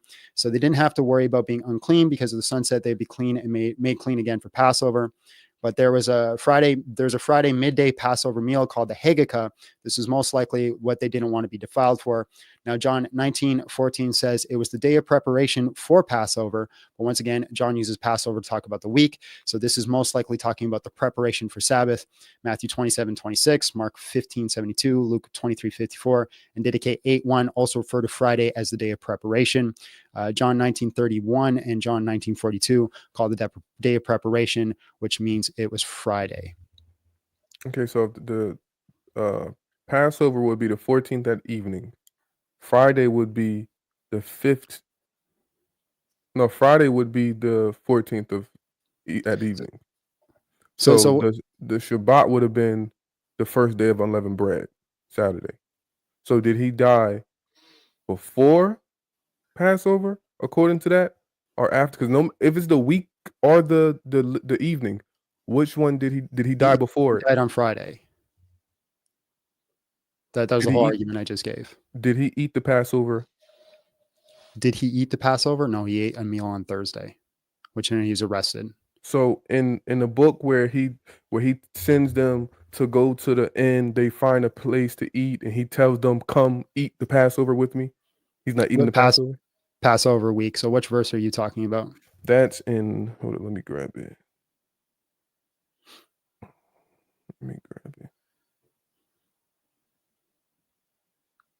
And he sent, so again, John 13:29 says they sent Judas out for food for the Passover meal. If they would have done that, how did they eat the meal? Matthew. Well, the contradiction comes in John. Yeah, but it's because John differs from Matthew and Luke. In Matthew 26, I think is it verse 17? It says, "Now the first day of the feast of unleavened bread, and this is the first day of the feast of unleavened bread, came to Jesus, saying unto him, where wilt thou that we will prepare to eat the Passover?" And then he sends to eat them. the Passover. Yeah, so That's the same thing it says in John. All right, so did he eat the Passover? No, because they didn't eat the Passover in Matthew either. Okay. And he said, "Go into the city to such a man and say unto him, the master saith, my time is at hand.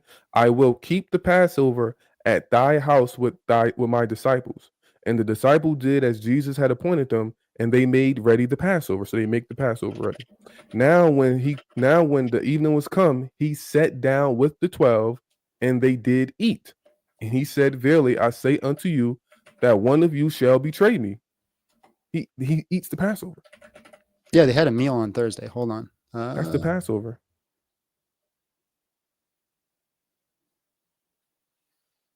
So let's go through this again. Maybe we missed something. Because in John, he didn't eat the Passover. In Matthew, he did eat the Passover.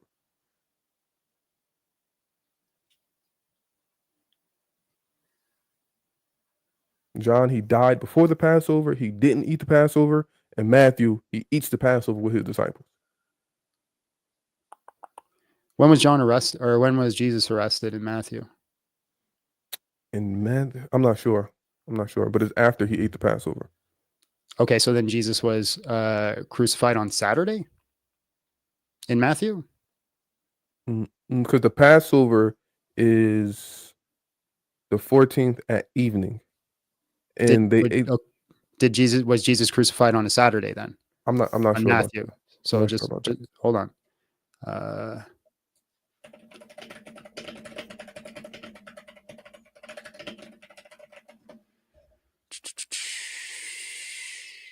According to the Gospel of Matthew, Jesus was crucified on a Friday. So So the Matthew Passover is Friday, 27:62. the evening. The Passover is the 14th evening. Matthew 27:62. Okay. So he ate the Passover. Well, they didn't crucify. He didn't eat the Passover, and then they take him and crucify him because they had to have the trial before Caiaphas, or before Pontius. It literally says let me read it. And the disciples did as Jesus appointed them. So again, the Passover meal that's happening here is the Passover week meals, because the Passover week was a week-long event. Okay, but it says the first day of unleavened bread. So it's not later on in the first day of Passover is the 14th. So are you saying Matthew contradicts Matthew? No, Matthew and John contradicts. John says. Hold on, but he's crucified on Friday in the Gospel of Matthew, right? He's crucified on Friday in the Gospel of Mark. Both of them then go on trial on the next morning, right before Caiaphas, and then before Pontius. So the next morning, because do you know when was Passover this during this time period, the Thursday evening or the Friday evening? So Passover is a week-long event. No, That's my it's not. claim. Yes, it is. Passover is Then the why do they have season- the meal of the Haggah on Saturday? because That's a Passover the meal. feast of unleavened. Look, Passover. I don't know if you know how this works, but Passover is the evening of the 14th. The feast of unleavened bread is the That's 15th. the day of preparation according to Didache. The day of preparation is the Friday. All right, but yeah, the daytime of Friday is preparation. Passover is the evening. Unleavened bread is the next morning. So No, I disagree. Passover is the week, as we could see throughout John and the Didache. all right, hold on. Let me read this for you because this is the Bible in Leviticus. So you 23. still haven't answered the question about I'm why. gonna, hold on, let me because we bumping heads right now. But So I'm gonna show you before what the we Passover is. before we jump on, I need you to answer the question Okay. about what day Jesus was crucified in the Gospel of Matthew. Because if the I'm not Passover is sure. Friday and he's crucified on Saturday, then there's a contradiction in the Gospel of Matthew itself. And are you or claiming maybe- that or Matthew maybe has we- an eternal contradiction? Or no, or maybe you just don't have the day right. But let me read this for you, right? So It I says in the agree. 14th Listen, day. hold on, listen. Thursday, right, would make sense if Jesus is crucified on Friday, which Matthew claims, then it would make sense that he was arrested on Thursday night, right? No, because he ate the Passover. He can't Okay, be. so you're making the claim that he ate the Passover Friday night. They If- arrested him Friday night and then took him up to the hill in the night, right, and had him crucified, which would disagree with all the Gospels because all the Gospels say that he was crucified between the 9th and 12th hour. let me read this real fast. Well, hold In on. the 14th day of the- Don't please don't just ignore my questions. I'm not ignoring your question. I keep telling you, I don't know what day he was crucified on. I keep telling. I don't know how many times you want me to tell you. I don't know. Okay, but does the Gospel of Matthew say he was crucified on Friday? No, it doesn't say Friday in the Gospel of Matthew. You're looking at with somebody's interpretation. They're saying it's Friday. It doesn't say he's crucified on Friday in Matthew. So Matthew 27:62. Let's go to that. And can I read this text? Because I want to show you the difference between Passover. Passover is not a whole day, a whole week. It says, the 14th day of the first month at evening is the Lord's Passover. On the 15th day of the same month is the Feast of Unleavened Bread. Passover is at the 14th at evening. The Feast of Unleavened Bread starts the next morning. So in Matthew, when it says they're eating on the first day of unleavened bread, that's after the Passover. Right. So then again, was he crucified on Saturday? If this is the claim that you're making, if I Passover don't is know not what the day it is. Passover week, and that's not the normal practice. Say it again. I Right? don't know. Which day- I don't which know what day day. was They the don't day tell of you what day it is in preparation? Matthew. They don't So say again, Friday, Saturday, Matthew and 27, Matthew 27:62 says the next day, Matthew the one after preparation day, the chief priests and Pharisees assembled before Pilate. Right. So you say that he was taken on Passover, right? It says the next day, the one It after doesn't say he was preparation. taken on Passover. I never said he was taken on Passover. I don't know when You he was say taken. he had the Passover meal on Friday, right? I don't know. You keep adding That's the I didn't claim say that you're the date. making, Matt. You're saying that they took Matt. You'd say he had the Passover meal in Matthew. That's your claim, yes? That's what Matthew says. Okay. I'm not making that Fine. claim. Matthew says Fine. he's the Fine. Passover. Then Matthew 27:62. Explain that for me. We have to see for sure what day does the Passover fall on that week. Can you look at Matthew 27:62 and explain it for me, please? If this is the Passover meal, the actual Passover meal that only happened on Friday, 20. You don't know if it happened on Friday. Why do you keep saying Friday? because that's when Passover is held on Friday. Not all the Passover time. meal. Passover is not always on Friday. Okay. Can you go to Matthew 27:62, 27, please? 64, you said? 62. 62. And now the next day that followed the day of preparation, the chief priests and the Pharisees came together to Pilate. Is this talking about the preparation of the weekly Sabbath, or is this talking about Okay. the Hold preparation on. Hold of on. The Passover? next day, so Jesus was taken Mhm. on Passover, like you said. I didn't say He he was- was. You said that. I never said he was taking on Passover. I said I don't know when he was taken. You Then keep just putting that in there. Okay, did you read the whole thing in Matthew then? Because you're arguing that he went and had the Passover supper. What happened right after that? I'm not sure what happened after So that. you didn't read the rest of Matthew. He was taken. That's the argument. He was taken He was after he taken. eats. He was taken after Listen, he eats the if Passover you're gonna meal? if you're gonna bring up a contention, you should at least know the contention you're gonna bring up. The argument that you're So I'm bringing asking you a up. question. Was he The taken argument, the after he argument eats that the Passover? argument that you're bringing up is that there's a contention between Matthew and a contention between John, About saying yes, that about John, saying when which day when he was crucified. Right. The argument I was giving was that the day of preparation was Thursday. right? Okay. And then he was taken because they had a meal on the day of preparation. He was taken on Friday. Was Now, again, he had the meal. That's the claim that you're making. And then if you I'm keep not making reading, that it says claim. that he was taken. If you, I'm going to move on again, man. That's the argument that you're making. I don't know why you're playing a semantic like No, that. but Matthew says he ate the Passover meal, Okay, and John okay. said he died before. Is your interpretation of Matthew that he had the meal on the Passover night and then was taken after? No, it says he had on the first day of unleavened bread. Is That's it the what Passover meal?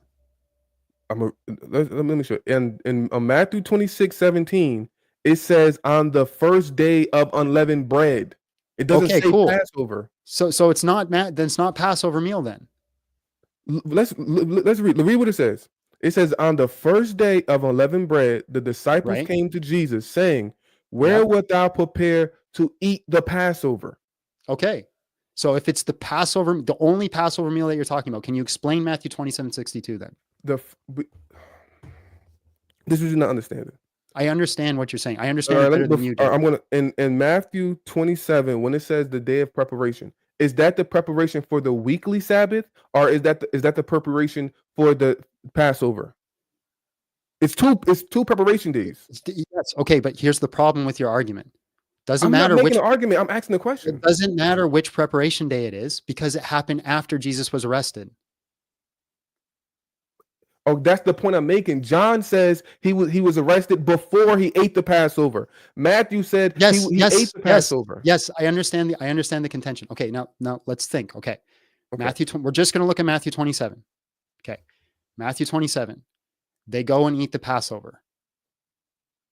On the first day of on the unleavened same bread. page? Okay, cool. Yes. Jesus is arrested. Okay. Then it says right after that, the next day, the one after preparation day, the chief priests and Pharisees assembled before Pilate. Okay. So if it's the day of preparation before the week, well, then it's a week before John.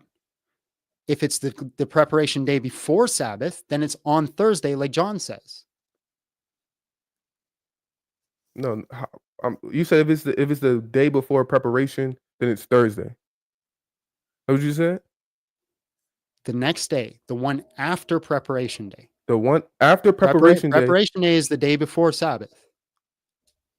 Preparation or the day will one be before Friday. the week, right? Will be Friday. Preparation day is either the one before the Sabbath or before the Sabbath week. That's what you said. No, preparation day is either before the weekly Sabbath or preparation day is before Passover. It's two preparation days. Right. So before the weekly Sabbath or before Passover. Yes. Right. But the problem is Jesus was arrested on the day that you're claiming was the Sabbath. And then the next day they said it was the day after preparation. I didn't say he was. Hold up. Okay, you confused me. All right, let me. I'm super confused right now. All right, so we know for sure that Jesus ate Passover on the first day of unleavened bread. No, we don't. That's the argument we're making. No, it says right here. It says in Matthew 26. Then you need to explain Matthew 27. All right. Where it calls it in the day Matthew of 26, preparation. on the first day of the Feast of Unleavened Bread, what day is that? You're making the claim that it's the Sabbath day. No, I'm not. I never made a claim of what day it was. I never did that. You keep telling me what day. I keep saying I don't know what day it is. I never made a claim what day it was. Okay, then if you're not making any claim, what's your argument? Because Matthew says Jesus ate the Passover on the Feast of Unleavened Bread. Okay, so Jesus John ate says Passover. Jesus was killed before Passover. Okay. So my whole argument is that John doesn't say that, but we haven't even got to John yet. You just need to explain Matthew 27:62 to me. That's all I need you to do. All right, let me give it a shot. Because if Jesus had the Passover you're meal, you're making a straw man because I don't think you can explain this it. is not a straw man. So it's very listen. No, I'm going to stop. And I'm just going to reiterate this very clearly. If Matthew just ate the Sabbath meal or the Passover meal, sorry, if he just ate the Passover meal, how is it that Matthew 27:62 says the next day, the one after preparation day? Ask that question one more time. You said Matthew, okay, Jesus just had Passover meal. Mm-hmm. We continue to read. It says the next day, the one after preparation day. Okay. The one after preparation day. If that preparation is the preparation for the weekly Sabbath, then it would have been a week before John. Why would it be a week before John? That's what you Because- keep saying that you're confusing me there. Because John, the claim in John is that Jesus was arrested on Friday, Friday, and would have been crucified on Saturday. That's the argument you're trying to make that John's making. But if you're I'm not saying making the argument. I'm just asking the question. I never made I listen, he was a nice guy, he was cool and he was chill, but I can't do that. It's not the argument I'm making every time I'm trying to say something. Like that was infuriating. Just like nice right up to just the point. It's like every time it's like, hey, the argument you're trying to make is this. I'm not making an argument. Why are you bringing it up if you're not breaking an argument? I appreciate you, bro. We'll talk again another time.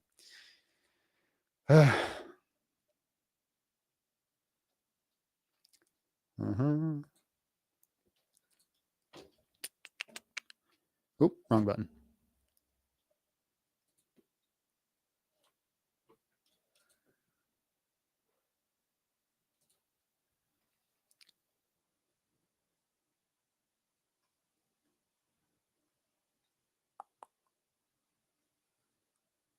All right, is this person going to connect?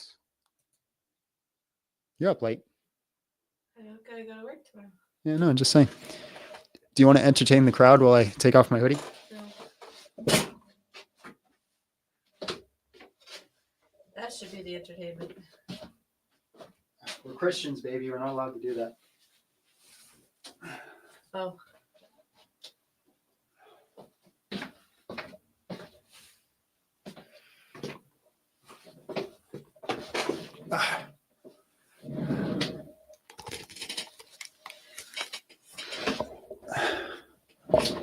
Big John running. Big John running. That's how you say so fit. Did I concede to who? Who's Islam Apex? Hello, how are you? And just real quick, how old are you? Hello, doing well, and I am 34. All right, bro. Can you prove Christianity false? I will do my best. So you may not remember me. I changed my profile picture, but we had talked about the donkey and stolen donkey incident, but I'm not going to talk about like the, I don't know, philosophy of Jesus. Well, no, we just read the other verse that said that people knew and they gave it to him in the other gospel. After you left, remember? We pulled that up. Yeah, well, I don't want to talk about that. I was just giving that as a reference point to who I was. But I want to talk about Josephus because a while back when you were talking to Muslims, Josephus got brought up, and I wanted to throw in my 2 cents. So from what I know, Josephus references John the Baptist, which is good because that way we have some type of continuity with history. And from my understanding, Josephus also references many people by the name of Jesus. I do believe that Jesus in the story was a real person, but I think that the narrative got hijacked and embellished. And the only reason why I assert this is because if Mark is the first gospel that we have, Mark chapter 16 verses 8 is the oldest account that we have, and it ends at Mary going to the tomb and with her buddy and seeing the man in white and says, go tell Peter that Jesus is resurrected.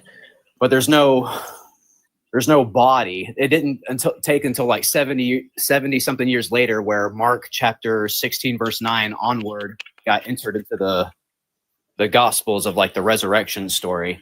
Okay, just real quick, another $4.99 super chat came in. I hold to the high Sabbath theory when it comes to the crucifixion narrative. Appreciate the $4.99. It's not the earliest account. The earliest account is 1 Corinthians 15:3 that says Jesus Christ resurrected from the dead, and this dates 1 to 5 years after Jesus' death. Yes, I agree that Paul was known to have the earliest accounts, and I'm glad that you know that. I just meant the earliest of the 4 gospels. Yeah, and then Paul's account specifically aligns up with the account in Mark, right? Because in Paul he says he showed up to Cephas in the 12, and then in Mark it says he shows up to Peter in the 12, and that's before verse 9. So you are asserting that the narrative of the resurrection was already written before Mark's composition. Oh, I mean, that's just a fact. That's not just what I'm inserting. That's not even contested among scholars. Interesting. I've never heard that rebuttal before. I'll have to look into that. But what I wanted to also point out was the credibility of the Gospel of Matthew. You had referenced Josephus and talking about a king, or the Gospel of Matthew talking about a king, and I don't remember the name that you had used because I didn't get a chance to write it down. Archelaus. Okay, so with the Gospel of Matthew, the only challenge that I have about its entire integrity is that so nowhere does Paul, Mark, Luke, or John state that the dead rose from their graves and wandered the streets of Jerusalem at the time of Jesus' death. And if no Roman scribe had mentioned this event either, to me that shows like an act of embellishment because Josephus didn't mention it either. Well, no, you're just assuming narrative, right? You're assuming that he's trying to record something that actually happened, for one. I do believe it actually happened, but you could make an argument, and some scholars do make an argument. So, for example, what the heck's his name? The guy who hangs out with Gary Habermas a lot. Somebody help me out. I'm unsure who that is. Famous scholar. Anyways, he makes the argument. Leukemia?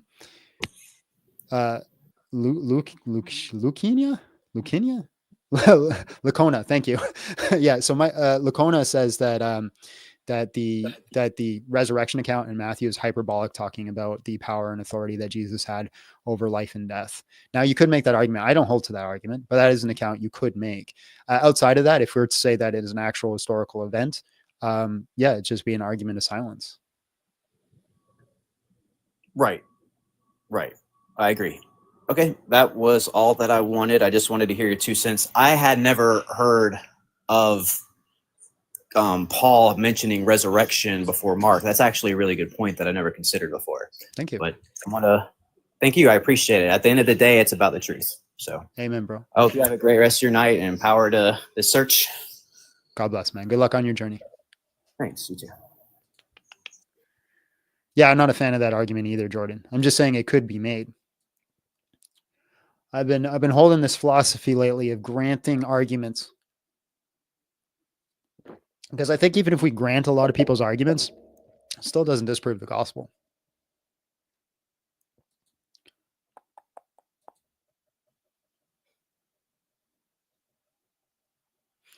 Hello, how are you? And just real quick, how old are you? Oh, I'm good. I'm 22. All right, bro. Can you prove Christianity false?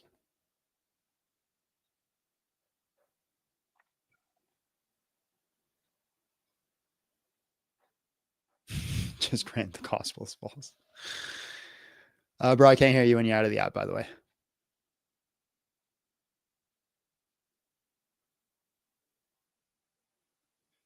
All right. God bless.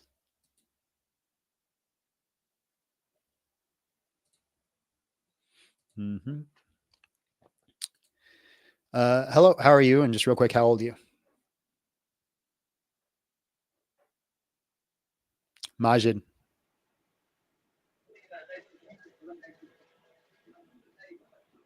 Majid. Hello, I'm good. How are you? Good, man. How old are you? Yeah, I can hear you. I can hear you. How old are you? I'm 25. All right, bro. Can you prove Christianity false? 25.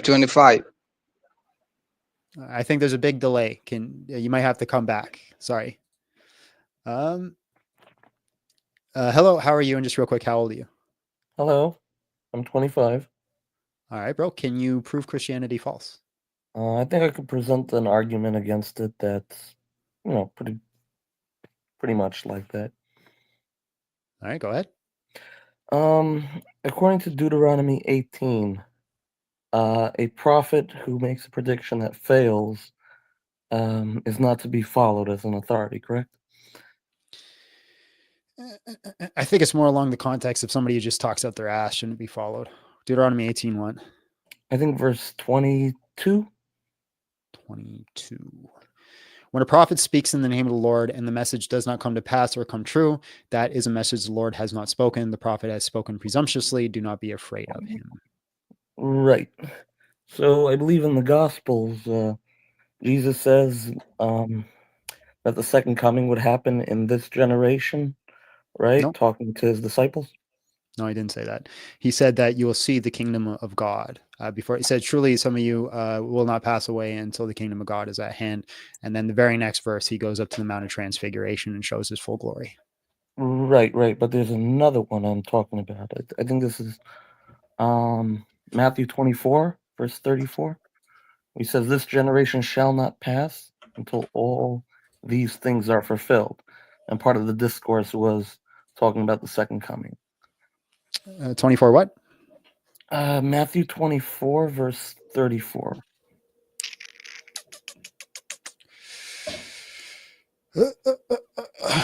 Truly, I tell you, this generation will not pass until all things happen. Heaven and earth will not pass away. My words will never pass away.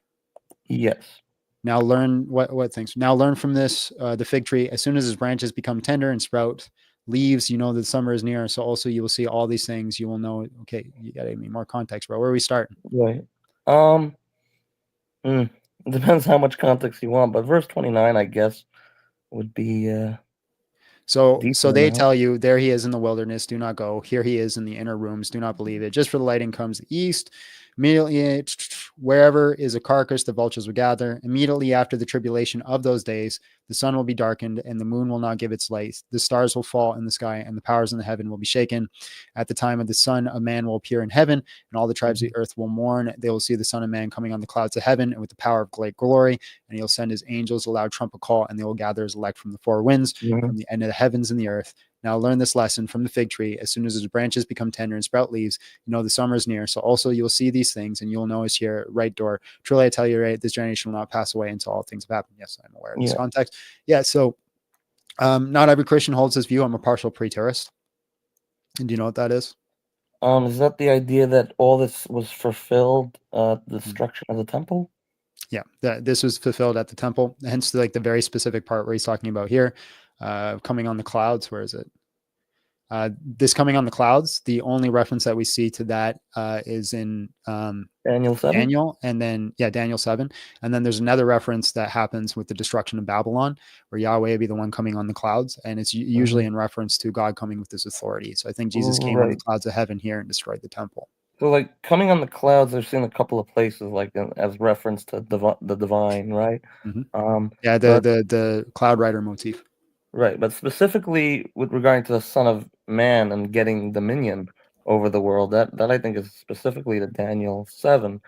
And it seems to be very clear from both Daniel 7 and also over here in this chapter that we're talking about the final end times, So that's just an interpretation. That's not vague. That's not explicit. I think it's pretty explicit where it says that he's gathering the elect, right? These are messianic prophecies that you see in the Old Testament about gathering everyone back to, the land. I think that's what he's doing. He's gathering people. Right, back to the land, right? To the temple, right? And then there's at the time. So it says here, immediately after the tribulation. Oh, hold on. For just the lighting comes wherever the carcass. Immediately after this tribulation in those days, the sun will be darkened, the moon will not give its light, the stars from the sky, and the powers of heaven will be shaken. Well, this is clearly prophetic because it's referencing an older verse, and it's also using apocalyptic language. And at that time, the Son of Man will appear in heaven, and all the tribes of the earth will mourn. They will see the Son of Man coming on the clouds in heaven, and pour out great glory. And he'll send those angels a loud trumpet call, and they will gather his elect from four winds, from one end of the heavens to the other. Yeah, I think this is what's happening. So you know about a lot of Old Testament prophecies that talk about gathering the exiles, right? Bringing them back to Jerusalem. Right, which is what we're seeing is we're seeing people become Christians all the time. This is why we're going out and giving the gospel. People are being gathered under Christ, one rule, one authority. Yeah, but I don't think that fits exactly the language here. It's much more fitting of the Old Testament idea of physically moving. I think both fit the explanation I'm giving. Well, perhaps, but isn't the glory and the trumpets and all that stuff supposed to be where it says that God will blow a great trumpet and those who are lost in I don't see any reason. I don't see any reason to take the trumpet literally, because anytime we're reading prophetic language all throughout the Bible, None of it's taken literally. Like they showed the king of Babylon being a statue. They showed two nations going to war, Egypt and Persia, I think it was, as a goat and a ram butting heads. Like Right. we expect to see this kind of language. It's apocalyptic language. It's all throughout Right, but the Scripture. point is the language is similar. Like it's talking about here the trumpet blowing, and in the Old Testament talking about people coming back to the land. They use the same and that imagery. that's what we're seeing is we're seeing people come back to Christ under one authority, one nation. Christ, Also but not says to the land, because the prophecy. well, no, was hold on though, about but the land. you're forgetting about prophecies where it says it will be all nations that will fall under him. And Yes, it says in the New Testament that we were all grafted into Israel, and Israel's not a land; it's a people group. no, but it's talking about returning to the land. Many of these prophecies talks about the people coming up to the land to worship God at His temple, right? So Yeah, but okay, so which prophecy are you specifically referencing? This returning to land, because it could very well be a prophecy that already came to fruition, because there was a time they were cast out the land and brought back. I hear. Actually, that happened more than once. Yes, it happened.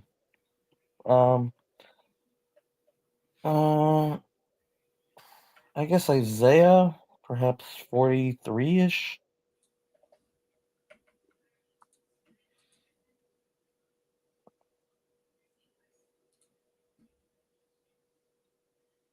Would you interpret that to be like the What the verse? You return? just said 43-ish. I guess verse 5.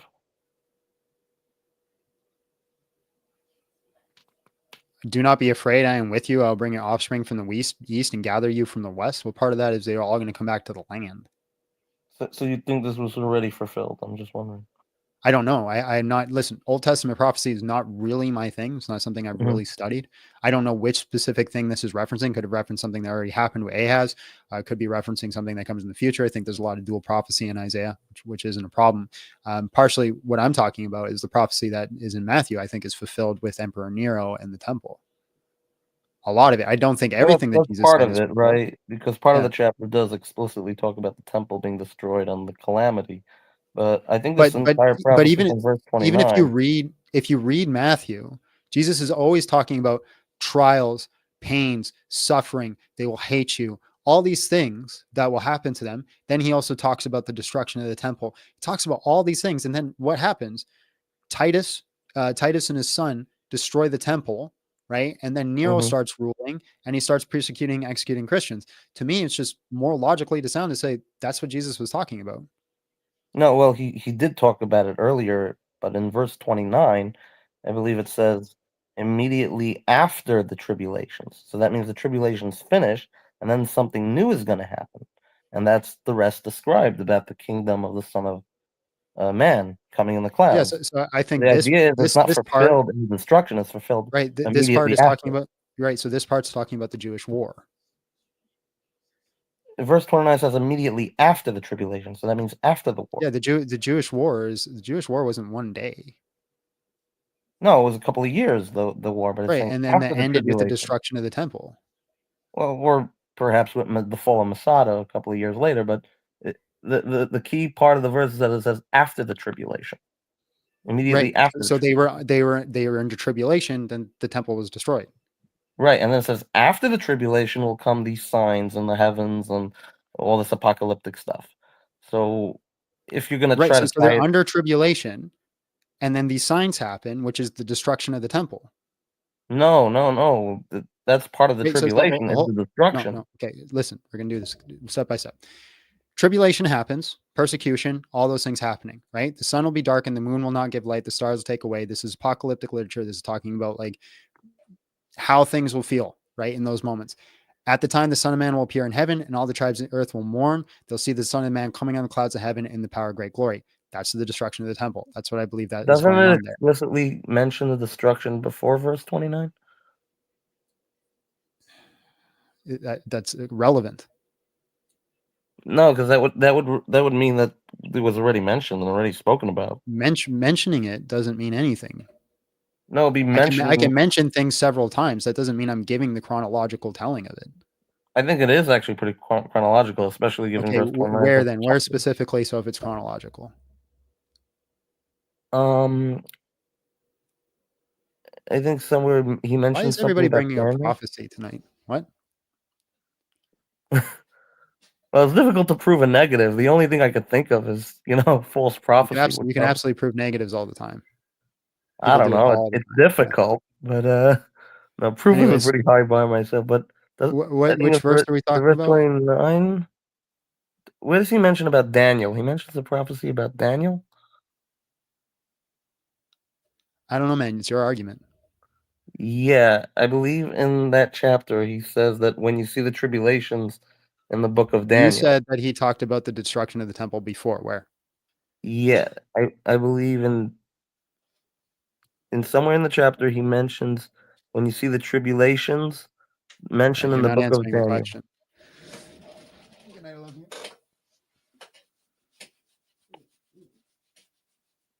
Sleep well.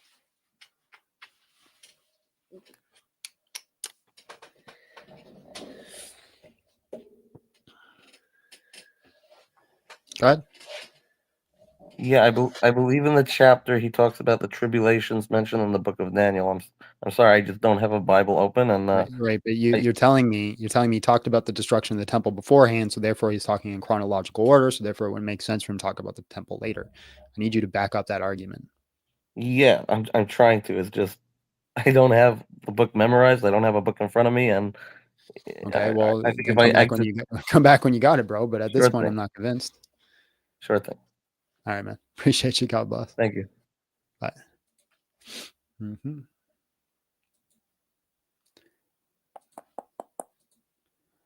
Well, this is my cue to start studying prophecy, I guess. There's too many things I got to study. Hello, how are you? And just real quick, how old are you? I'm 32. I can't hear you, bro. You're really quiet. I said I'm 32. Still Can you quiet. hear me now? Still quiet. Can you hear me now? No. Oh, I think-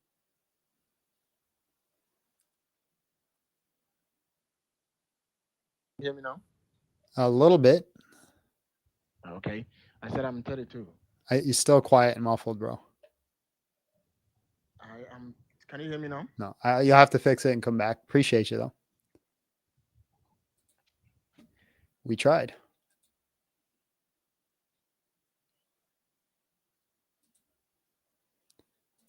Mm-hmm. Hey, hello. Hello. Can you hear me? Yeah. How are you? And just real quick, how old are you? 26. All right, bro. Can you disprove Christianity? I think so. Okay. It depends a little bit on your definition, I guess. But well, let me start with: do you believe that there is like an immaterial soul, and that this is, quite fundamental to the ideas of Christianity? I think there's a soul. I don't know if it's fundamental to the idea of Christianity. I could be wrong about that, and Christianity could still be true. Right, because I think there's this fundamental concept of the afterlife, and Jesus dying so that we can live in heaven with him forever. So No, I mean, we don't I'd say imagine. we don't stay in heaven forever. We get a new body and a new earth. All right, sure, but that still assumes that our soul, if you will, lives on forever, basically, right? In either heaven or hell or some other earth. Well, I suppose, I guess, yeah. All right, so can this soul be measured in any kind of way? Not that I'm aware of. No. Right. Just to be clear, what I didn't say is that it couldn't. I said, I'm not aware of. So.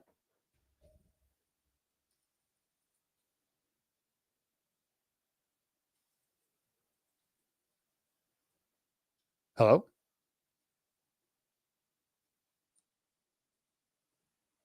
Hello? Am I back? Yeah. Am I back? Yeah, I can hear you. Yeah. Yeah, gotcha.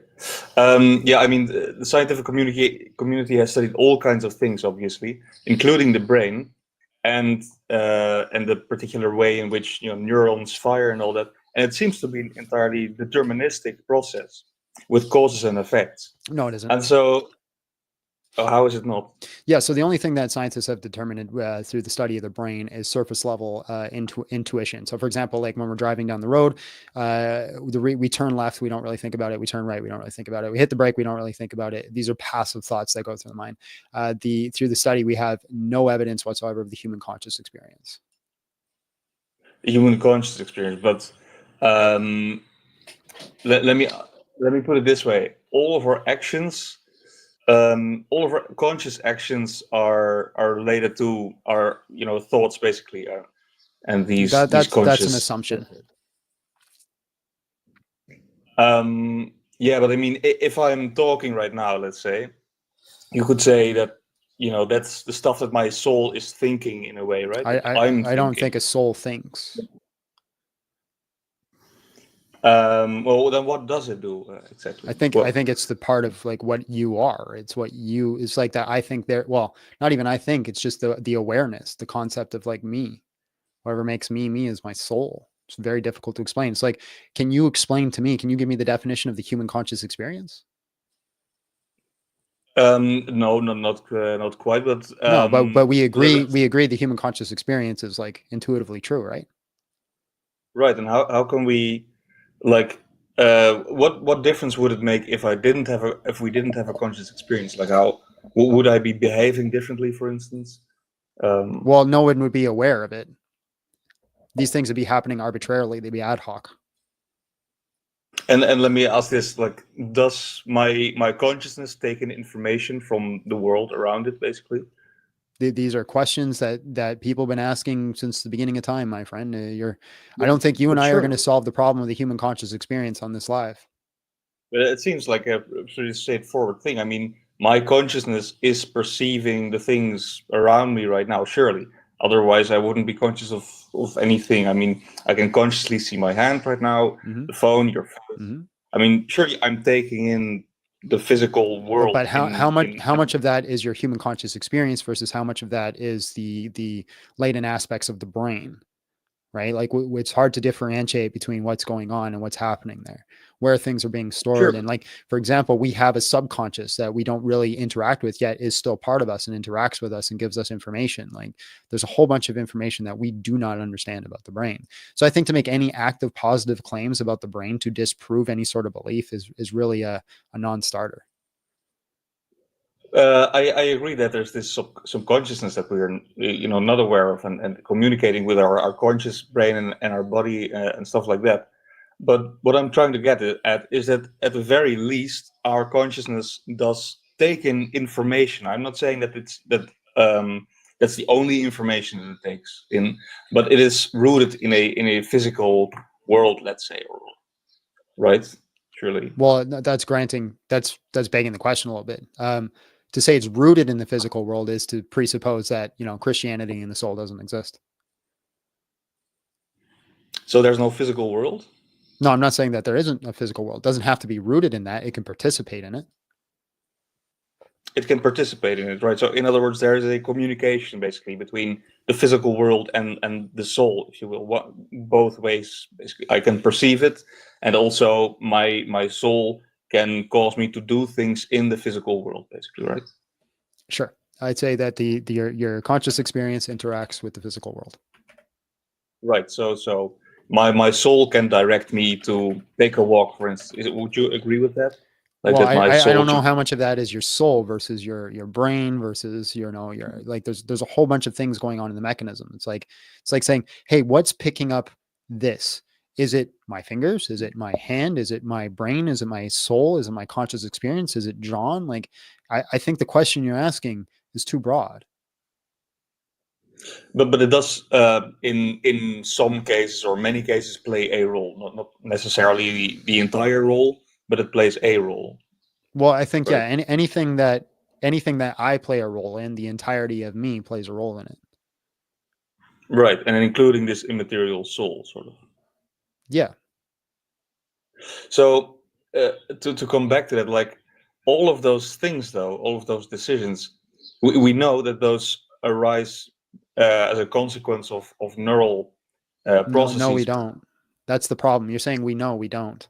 What we know, what we know from studying the brain is that we know Surface level ideas come from just cause and effect, right? The surface level of like turning left, or if a snake strikes at you, you're going to jump.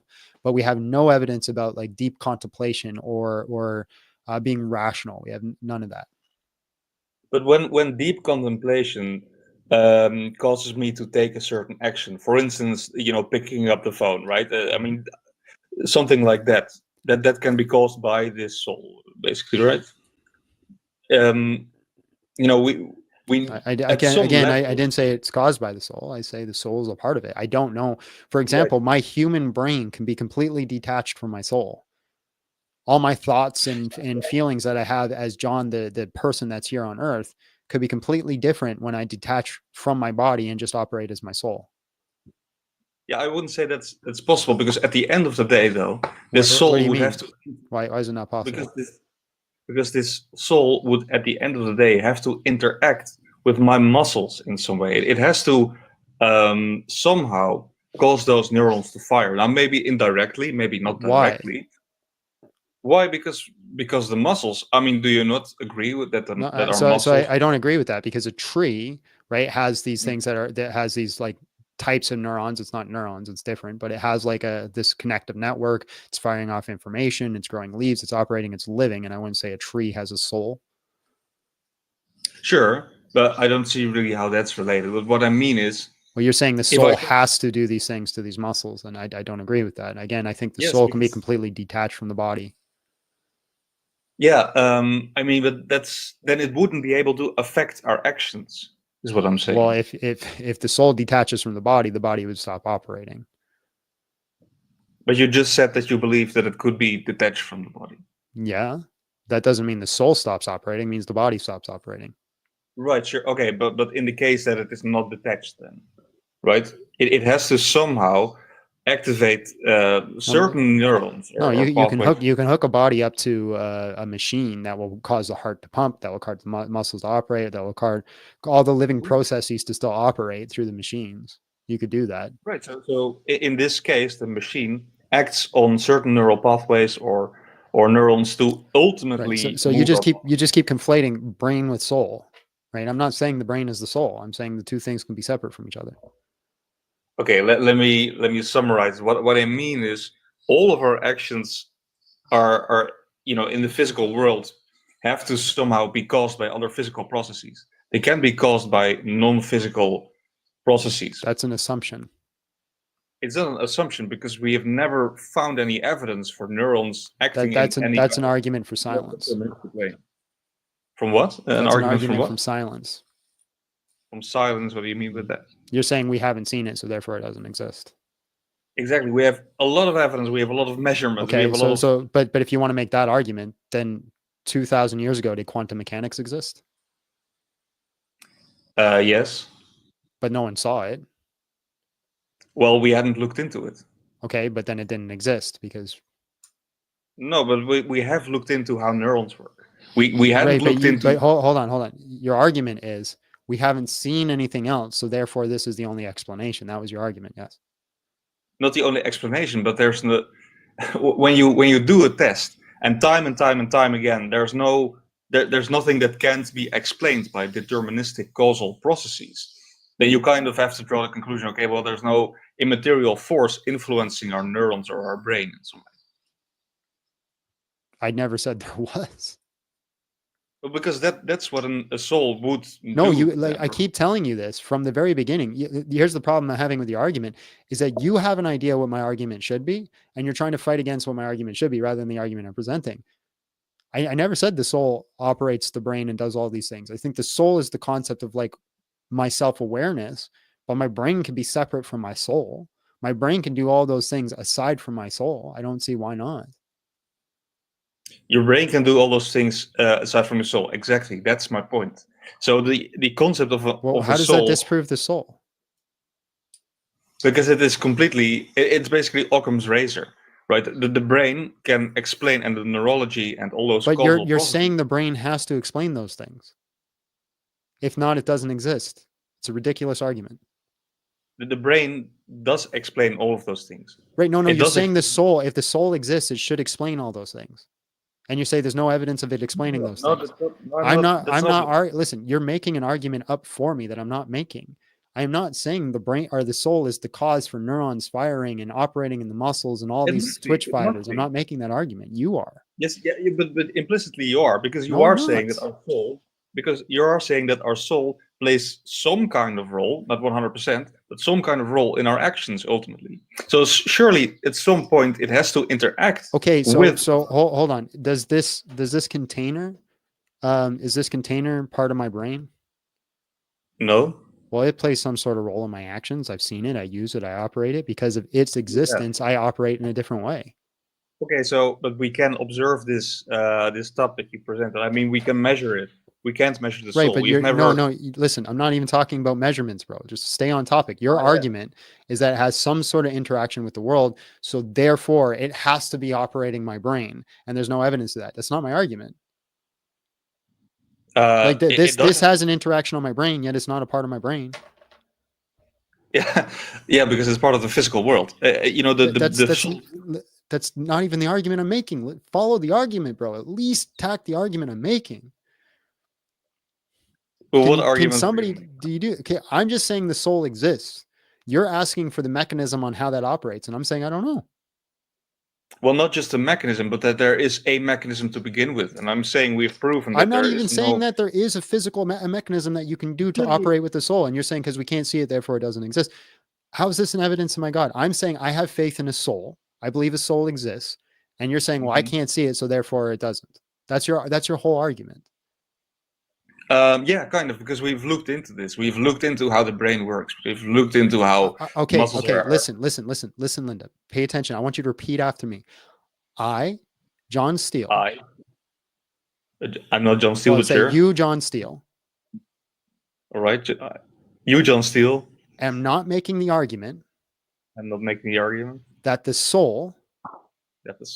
has anything to do with how the brain operates. With how the brain operates. Okay. So I'm not done. So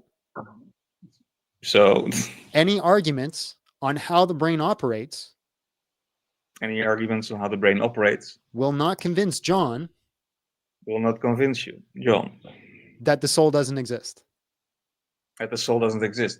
But you did say that the soul has to, does influence our actions, and our actions are. Does this influence my actions?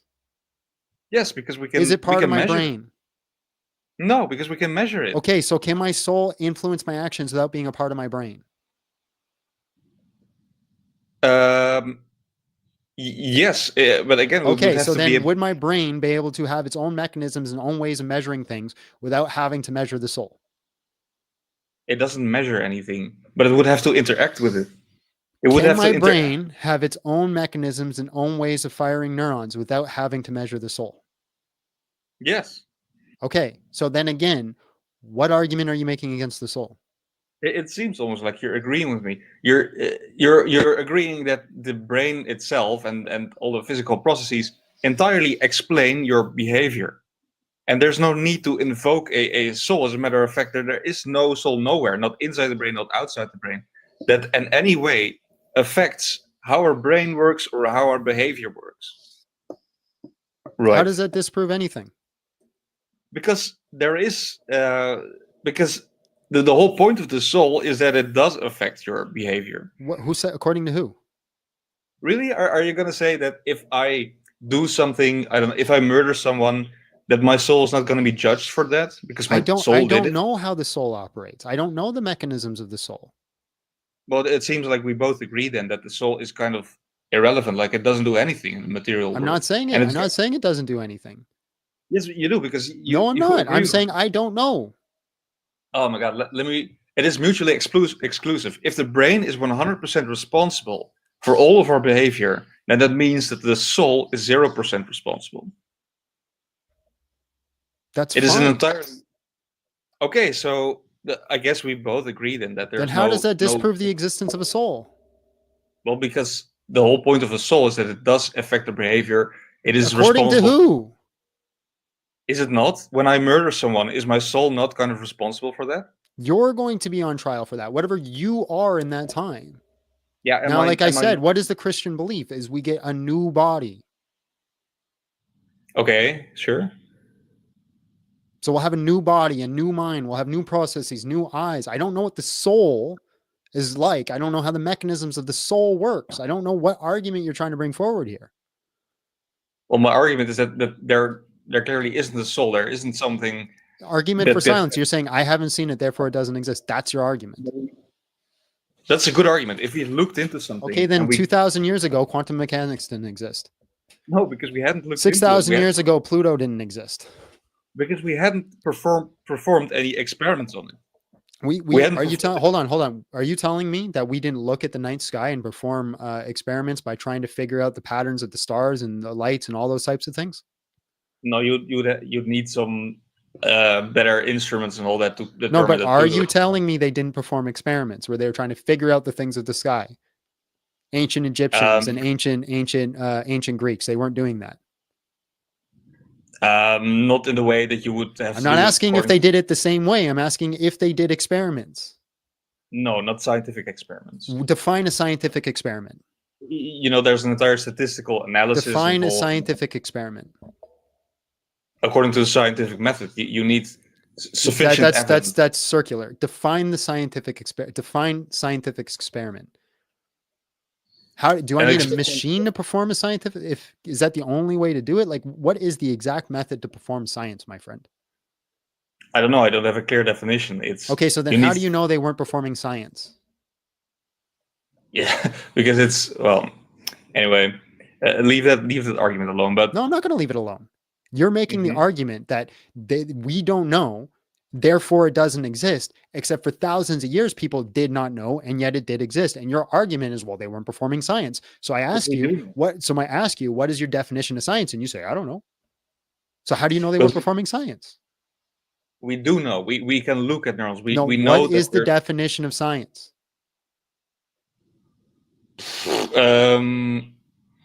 A statistically significant body of evidence that supports a certain hypothesis. Statistically significant body. Can you get that evidence without machines? Yes. Okay, so then they were performing science because they were looking at bodies of evidence that support information. Yeah, and I don't think that the conclusions that they draw were scientifically sound. Why not? Because of the statistical analysis, because of underlying assumptions. I haven't looked in the. Are you going to tell me scientists nowadays don't have underlying assumptions? Not false ones. Like they're not ones that are. That's begging the question, bro. You're assuming that all scientists all have true assumptions and only come to true conclusions. Statistically significant assumptions. What do you mean by statistically significant assumptions? Well, that are supported by sufficient evidence. That's so how do they come to that sufficient evidence if they needed to have those assumptions beforehand? How do they get so hold on, they need sufficient evidence to come to the assumptions, and therefore it's only science because they have unbiased assumptions. How did they get the first bit of evidence without having unbiased assumptions? Basically empiricism. How did they come to the first bit of evidence without having unbiased assumptions? Through observation. But you said they couldn't perform science because they had biased assumptions.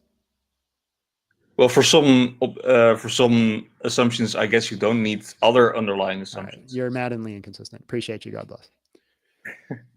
All right.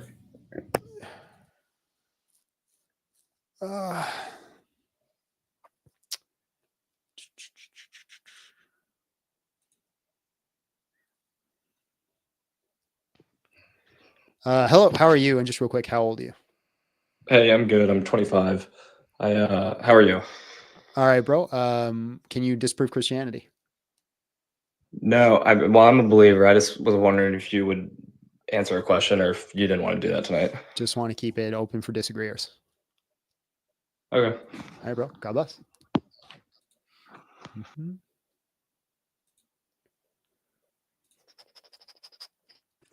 Hello. How are you? And just real quick, how old are you? 23. All right. Can you disprove Christianity? Okay. So first we gotta understand what would need to be disproven to disprove Christianity. So Christianity has 3 core tenets, correct? I'm sorry? I said Christianity has it's a 3 core tenets that you guys have, What core tenets? like the Trinity, the salvation through Jesus Christ, and then the crucifixion of Jesus, right? So you just got to disprove the death and resurrection of Jesus, because you can disprove the Trinity. I could be wrong about the Trinity and still be a Christian. I mean, to the standard you now, sure? you would not be considered a Christian. You would not be considered a Yeah. Christian if you disagree with the Mhm. Trinity. But if you absolutely disprove the Trinity as illogical, could not hold up 100%, it would not disprove Christianity, How would it not? That's one of the 3 core tenets of Christianity. because Jesus Christ still died and resurrected off the cross. We would just have a misunderstanding on God's nature. So the conclusion would be that it's not one God and it's 3 gods. Correct? Because the whole point of the Trinity is to prove that it's three hypostases in one with one divine essence, right? Define if hypostasis. hypostases is like 3 distinct persons of one thing, or distinct, like things that are distinct of one, that are one. No. Okay, so what's hypostasis? Like, I have an idea of what hypostasis is, but Let's if you're look it up asking together.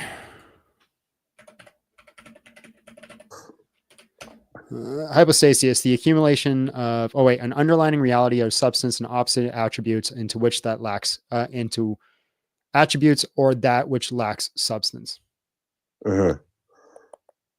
So like hypostasis would basically help clarify the distinction between essence of God, basically.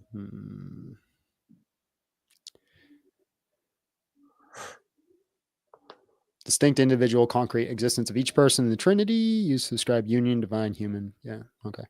Anyways, what's your evidence against Christianity? Okay, so the evidence that I have, Water, ice, steam is modalism, Patrick. Yeah, that's modalism. Correct. Yeah, you know that. So basically what I'm trying to say is that if the Trinity is proven to be false, that means Then all you would Christianity do is disprove the Trinity. You wouldn't disprove Christianity. It would prove that Christianity is not monotheistic, but tritheism. No, it just proved You that guys we worship misunderstood the nature of God. That's all that would prove. So if it proves that the Son is not, fully God, that means that there's 2 different gods. No, it could be modalism. It could be partialism. Could be a lot of things. There's a lot of different explanations it could be. God could be modalism? I don't think it could be. I'm just saying, if you did, listen, I think you misunderstand when I grant arguments. When I'm granting an argument, I'm not saying, hey, this is what it is. I'm just simply saying, if you did this, it still wouldn't disprove Christianity. That's all I'm saying. Because I'm saying you could go to the heresies and you could say, well, okay, if we know for absolute certain Trinitarianism is false, then we could start looking at Unitarianism. We could start looking at modalism. We could start looking at partialism. And you could say maybe these have a better explanation. As it stands, they don't. But I'm saying it just wouldn't disprove Christianity. But that's literally contradicting one of the core Christian doctrines, though. The doctrine. Yes, it is a core Christian doctrine. Yes, it's a core thing that we believe. Yes, to be a core Christian, you have to believe that. If you disproved it, all you would do is now we would have to change the definition of what a Christian is, because we'd still believe Jesus is God. We still believe he died on the cross, still believe he resurrected from the dead. We still believe that you have to trust in him. We still believe in the gospel. It just means we had a misunderstanding of the nature that was revealed to us. So what would that entail? Okay, so what I'm trying to understand And is honestly, what would it wouldn't really what entail conclusion any. would you come to about God? Would you still think that Jesus is fully God? Yes. If the Trinity, how would that work? Because it could be partialism, for example. It could be one part of the whole. Okay, so think of it like this. You guys have one God, right? Yes. Christianity believes in one God. Okay. So what are the divine essential properties of that one God? What are the essential properties of God? Yes. Existence. Yes. Existence. Would you think aseity, this one? Self-sufficient? Well, no, aseity is the property of the Father. So I'm talking about God right now. Yes. And I say the necessary property of God is existence in itself. The sum of all. So aseity. Yes, aseity. Okay. self-sufficient, omnipresent. No, I whatever didn't say all those aseity. I said existence in itself. existence in it. So yeah, that's aseity.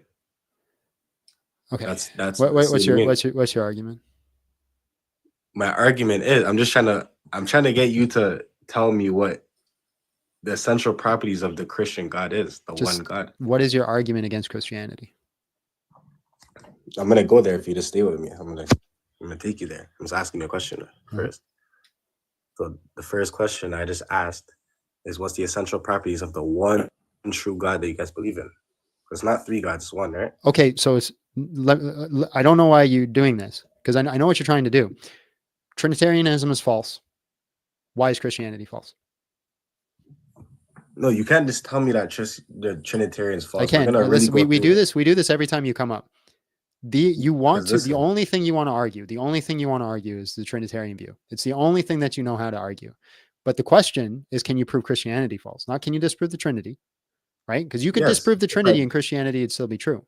So do you have an argument against Christianity? That's a contradiction. It's not a contradiction. It's not a contradiction. Do you have an argument against Christianity? Because if you disprove the Trinity, you've disproved the Trinity. I'm not going to become a Muslim. No, It's I'm not how it works. I'm not trying to convince you to become a Muslim. I'm just coming out to disprove. I'm just trying to prove Christianity false, because if you prove one of the core tenets of a religion false, then they're wrong about the core tenets. How do you not understand that? How do you not understand that you could be wrong about something that is core, and that doesn't mean that you throw the whole thing out? So that then means that Jesus, the Father, and the Holy Spirit are not one God. That's what that entails. Or it could be modalism, which they'd all be still one God. Modalism, but God is not modalism. What do you mean God is not modal? It'd be one God operating in three forms, in three different modes. Well, your God can just change costumes in this. He's still the Father in heaven. He'd be the Father in Jesus. He'd be the Father in Holy Spirit. It's just one God operating in three forms. Again, I think modalism is a heresy. I think it's wrong. I don't think any Christian should hold to it. I don't think you are a Christian if you hold to it. But I'm just trying to tell you that if you disprove the Trinity, you don't just lose Christianity. Christianity is no longer just gone. That's not how it works. That technically is how it works, though. No, it doesn't. I just want you to understand. How does that? I want you to explain to me. I just explained it to you. I just explained to you. If we disprove the Trinity, right? The reason we call it a heresy is because it's not what God revealed to us. What God revealed to us was the Trinity. 100%. That's what he revealed to us. So this is why we call it a heresy if you don't follow it, because you're going against what God revealed. That's why it's heretical and you're not a Christian. But let's say if somehow you, Mr. TikTok guy, came up with an argument that 100% guaranteed that the Trinity was not true. It could not be true. And every Christian had to sit here and go, oh, dang, Trinity is not true. Jesus Christ still would have died on the cross and resurrected. So that means you would believe Jesus to be a God, a lower God, though. No. A different God, a separate God. We could again hold to modalism, which is the Father operating in three forms. But modalism is not an essential property of God. Modalism is not an completely irrelevant to what I'm saying. It doesn't have to be an essential property. It does, because the most high God. Are you saying God can only do things that are part of his essential property? Well, Christians can your God not become a tree if he didn't want to? My God can't become a tree. No, he can't. So there's things your God cannot do. He can't become a tree. No. Can your God speak? Yeah, he can speak. Is that a necessary property of God? That he spoke the Quran, so speaking is a necessary property of God. Hold on. Yeah, but yeah. So is speaking a necessary property of God? But being able to communicate, I'd say, is an essential property. Is speaking a necessary property? Yeah, I'd say so. So then everything that God said, God had to say because it was necessary. I'm trying to analyze. I don't want to give you the wrong answers. I'd probably have to ponder on that question, to be honest. I couldn't give you an answer if that's an essential property of God or not. Okay, well, God has that property, right? Yeah. Okay, so God can do things that aren't essential properties to him.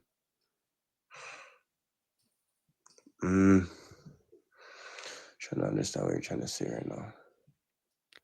So God could operate in 3 modes if he wanted to. I don't think he did. Again, on Christians, I got to say this till I'm blue in the face so nobody becomes a freaking modalist heretic.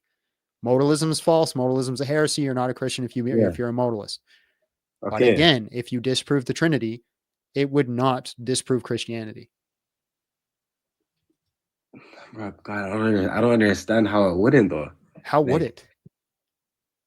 Because then that would mean that Jesus Christ is not God. Why would it not? Why would it mean Jesus Christ is not God? Again, it could be modalism, could be partialism, right? Could be any one of these other heresies that are out there. If it's modalism, that disproves Christianity, as a whole. How does that disapprove Christianity if it's modalism? Christians are claiming modalism, then how does it disprove Christianity if it's modalism? All their ideologies, the whole how does it disprove Christianity if it's modalism? Because everything falls. How God is how? Yes, how for the 17th time? How does it disprove Christianity? Because they believe in the Trinity, 3 distinct persons who are eternally yes, that's what we believe. It'd be something that we'd have to change in our belief. How does it disprove Christianity? Because you got the whole thing wrong. How do you? No, it means we got one part wrong. How would you get that wrong? We didn't get it wrong. You have to prove that it is wrong. I'm just saying, if you did prove it was wrong, if by chance you could do it, it would not disprove Christianity. So let's prove it's wrong right now. It would not disprove Christianity. That's what I'm trying to say. Even if you could, it still wouldn't disprove Christianity. So, okay. So if it was modalism, for example, right? And God took up the form of Jesus. Okay? He's only operating one thing at a time. That means while he's Jesus, he's not the Father. You're saying God can't be in 2 places at once? More like modalism that's almost blasphemy. Modalism. It is blasphemy. It's 100% blasphemy. It's 1000% blasphemy. But it doesn't mean God can't do it. Can God be in 2 places at once? Yes. So then why can't God be in heaven and also be where the sun is? Clyde, yo, people have to really understand what I'm trying to say right now. Nobody understands what you're saying. Well, I understand what I'm saying. I feel like if the Trinity was false, Christianity is a whole lie. But I know you keep saying that, but you haven't explained why. You obviously don't believe that. All right, man. God bless. You know what I'm saying? Don't even boot me yet, still. You haven't said anything. Don't even boot me yet. Okay, listen. I'm not going to boot you, but you have to give an actual argument. Why does it disprove the Christianity? Okay, let me really think about this.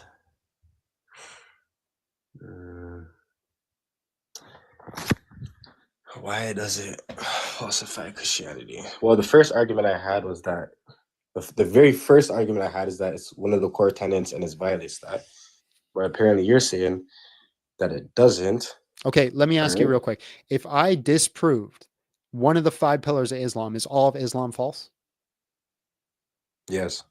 Really? So if I proved that you didn't have to give alms to the poor, which is one of the 5 pillars, everything else is false.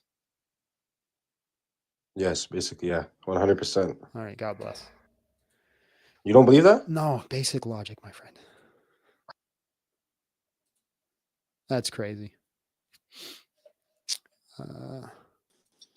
Hello, how are you? And just real quick, how old are you, bro? Oh, very good. You're old enough to be on here. What's up? Can you disprove Christianity? Yeah. Were we grafted into Christianity or were we grafted into Israel? Oh, yeah. I remember you. I remember now. You keep coming up and you keep making the same argument. I can argue about the law, bro.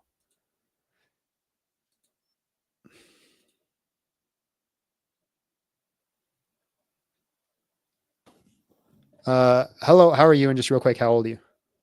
I'm good, mate. How are you? I'm 33. All right, bro. Can you disprove Christianity? I think not just Christianity, but I think religion on a whole. The first question that I just want to ask you real quick is, what do you think is the most, since humans have been on the planet, what's the most worshipped thing humans have worshipped? I have no idea. Can you not think of anything like physical, what humans would sort of like worship back in the day? Well, I think it varies depending on the humans and groups. And go back to very sort of primitive humans. well, that's What not do you all think they time, would is it? worship? I have no idea. Well, I mean, most people would say the sun. Well, Would I you think that's disprove just an that? assumption. Can you prove it? I mean, people. There's various like carvings from primitive humans, etc., etc. People adorned the sun because Oh, I'm saying I you know, don't disagree that some people worship the sun, but you're saying all people, most people did it. Can you prove that? yeah, I would say that the majority of people did because Well, I know that's the claim. light, Can you it brought prove it? crops. Well, from various different sort of humans in various tribes back in the days. There's carvings. These are vague references to things. Again, I'm looking for an actual evidence on majority of people worship the sun. Is your claim? Okay, so from what we can see is what I'm getting at. There's there's a lot of sort of like scripture and like. Well, I'm not drawings. denying that some people worship the sun, but some is not majority. Okay, I wasn't saying like every single person that's ever lived, but I mean like. But you're saying back majority. Yeah, before any religion was formed is what I'm getting at. Before any religion was formed, before there was Christianity, before there was Okay, like, can Islam, you prove that? Well, I mean, there's no one alive from around that time that you can, Well, then why speak should to I and believe talk your to. claim? Because that's just so. This is just kind of like the start of what I'm getting into. So if you But just give me a why second. should I believe your first premise? Right? If your whole argument's built off this first premise and you have no evidence for it whatsoever, why should I grant the first premise? Because I think I think where Can I'm I just going with pause it, you? it will. Can I just pause you real quick? And not on you, just for the chat, so everybody understands. Everybody have to be super clear about my last conversation. The Trinity, if you deny it as a Christian, you are not a Christian and you are not participating in Christianity. You have to hold to the Trinity to be a Christian. So I want everybody to understand. I wasn't arguing for modalism. Modalism is 100% heresy and you are not allowed to touch it. Bad. Do not touch. All right, go ahead. Hang on, let me just think. I've just lost my train of thought then for a second. Okay, so obviously back in the day, yes, I don't have like hard proof in front of me what I can give you, but there's various like scriptures, cave drawings, like things like that from before religion was even born. What there's photographs of that you can look at Google and stuff where it's people worshiping the sun because it brought daylight, it brought warmth, it brought like sunlight for the crops to grow, everything like that. I'm not saying everybody in the world, but you're saying the majority. I'm saying a fair amount of people, yeah, a fair amount. But what is a fair amount? Like 10%? Because some people worship the wind, some people worship the sea, some people worship, rocks. Oh yeah, every different group worship different things. So like you're saying, majority of people worship the sun. I don't know, maybe, but I don't know why I should hold that. I'm saying like it depends on how far back you want to go, but obviously the world population back then was a lot smaller than what it is now. So I'm not saying like I'm not saying like 90% of the world population, but like a good amount, like all worshipped the sun. And I think it got to the point where humans wanted to give it kind of like a sort of like physical human form. Well, these are all assumptions. And that's where I mean it's not all assumptions because there's even take Jesus Christ for example. I'm kind of like I'm kind of going forward a little bit here now, but even Jesus, if you look at the majority of pictures in him in various churches, in books, what has he got around his head? Halo or a sun. It's a halo because this is a correlation fallacy again. What does this prove? I don't think it's so much a correlation of that at all. I think even if you look back at if you make the argument. Oh, hold on, I missed some super chats. Just pause 1 sec. Penham came in with $10. What's up, John? Nice to see you honoring St. Patrick memory by continuing his work on his feast day. God bless you. Keep the good work. Thank you. And Razors came in with new member. Appreciate you, bro. And Razor said studies, statistics would help this argument. Opinions ain't evidence. Amen, bro. You're just giving me correlation fallacies and opinions. No. So what I'm trying to get at is we can look at past religions like ancient Egypt and Greek mythology. We class that as mythology now, and everybody like disproves it and says that it's just made up fairy tales. Whereas a couple of thousand years ago, people believed that, just as people nowadays believe. Right, just because people hand wave things and say it's fairy tales doesn't mean that it actually is, right? No, and this is what I'm saying. But the majority of the majority of people do. Nobody nowadays. Majority worships doesn't Zeus. mean it's true. No, I understand that. But what I'm saying is, you go to Egypt now. How many people are worshipping Horus or Anubis? Nobody. They're all probably like Muslims over Okay, there. so a whole bunch of people worship different things. Why is your default of not worshiping anything true? Because what I'm getting at is, I think over time, it doesn't matter what religion it is, whether it's back in the day, which was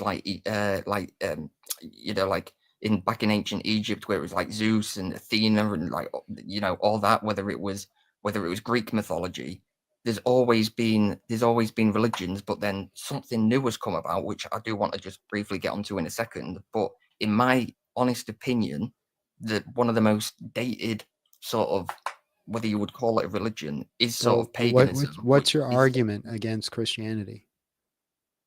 My argument against Christianity is that I believe that the majority of the things written in the Bible, and amongst other religions as well, are all metaphors to do with astrology. Prove it. Such as, I can't remember the verse, but I know there's one verse in the Bible. You could probably Google it and it will come up straight away, because I did this the other day. You can literally Google something along the lines of, Jesus says, "I will be with you until the end of time," which has been translated 2 or 3 times into, Jesus says, "I will be with you until the end of an age, I will be with you until the end of time, and I will be with you until the end of an aeon." There's 3 different translations of that. Okay. Now, now, can I ask you, do you know what the Great Age is? Bro, what is this correlation? It's getting there. Do you know what a Great Age is? Can you just give me your argument? Just give it. Like, give me the premises and the conclusion. Okay, so a Great Age lasts 2,150 years. Okay, According and to who? basically goes. It's just scientifically proven. That's what a Great Age is. It lasts 2,150 years. What is a great age then? A great age is how the Earth, basically, as it's moving around the sun, as it's obviously like tilting and whatever. Like obviously we go through like different star signs throughout the year. Mhm. There's also great ages, which kind of does the same thing, where it's basically called an age. So at the minute, we are in the age of Pisces, okay, which is everything to do with. I'm not Jesus, seeing everything in the anything Bible. about great age being 2,100 whatever years, and I'm not seeing anything about science relating to that. So where are you getting any of this? No, I mean, I'm not on my PC at the minute, but I could. I don't know if you've got a Discord, but I could. I could post it. I could post it in there tomorrow when I've got it up. But if you just hang with me a second, a great age does last that long. And before the age that we're in now, which is Pisces, we was in the one of the ram, which was Moses, who was a Jew, and that's why even today you have a lot of Jews still using the ram's horn. And then it's funny how then, as soon as we go into the age of Pisces, we have Jesus. And All right, bro. I'm going to everything let to you do go with- because you're not actually making an argument, but I appreciate your time. Okay, well, if I can just say one more thing. Nope. God bless, though. You're welcome to come back up when you got an actual argument.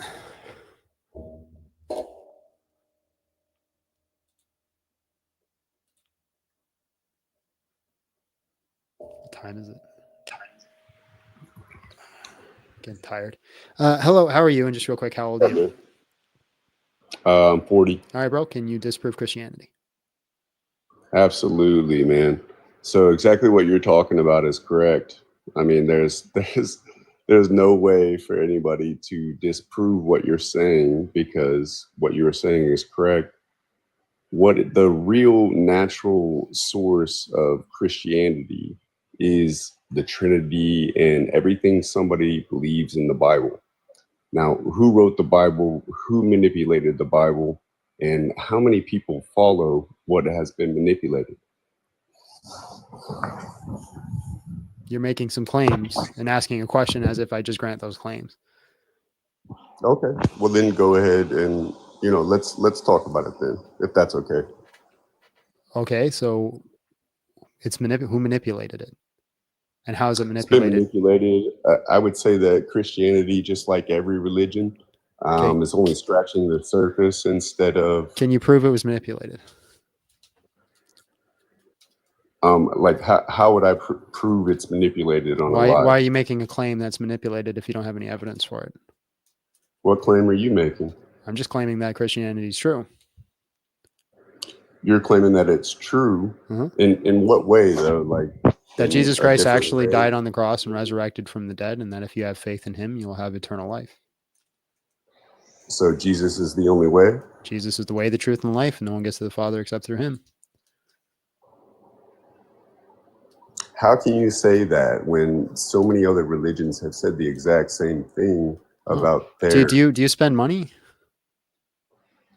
Do I spend money? Yeah. I mean, of course I do. How could you spend money when there's so many counterfeit bells out there? They all claim to have the same value on it. So how do you spend that money? Because I assign the value to it, just like you assign the value to Christianity. No, you don't. If you give me $5 of Monopoly money and tell me that has a value of $5, I'm not going to accept it. If it is widely accepted like Christianity is, then yes, it is.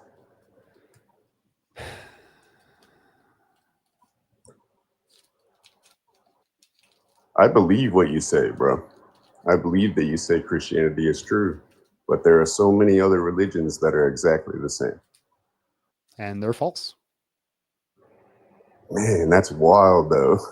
So now here comes your judgmental aspect of pretty much everything that you do where you try to pick apart words and stuff.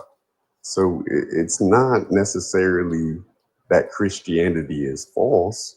It's that Christianity is true to a certain extent. Great. Okay. So Christianity says that Jesus Christ died on the cross. Islam says that Jesus Christ didn't die on the cross. Which one's true? I would say we're talking about historical facts that have been manipulated over time. Who manipulated it? I mean, man manipulated it. Who specifically? Which man? Is it really? Is this where we're going? Well, how do you here? know it was manipulated?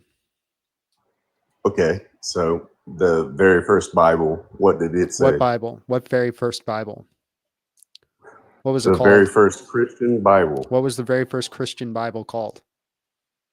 Well, actually, the very first Bible was a bunch of stories that were put together about Jesus Christ and his following and the things that he did. All the Bibles?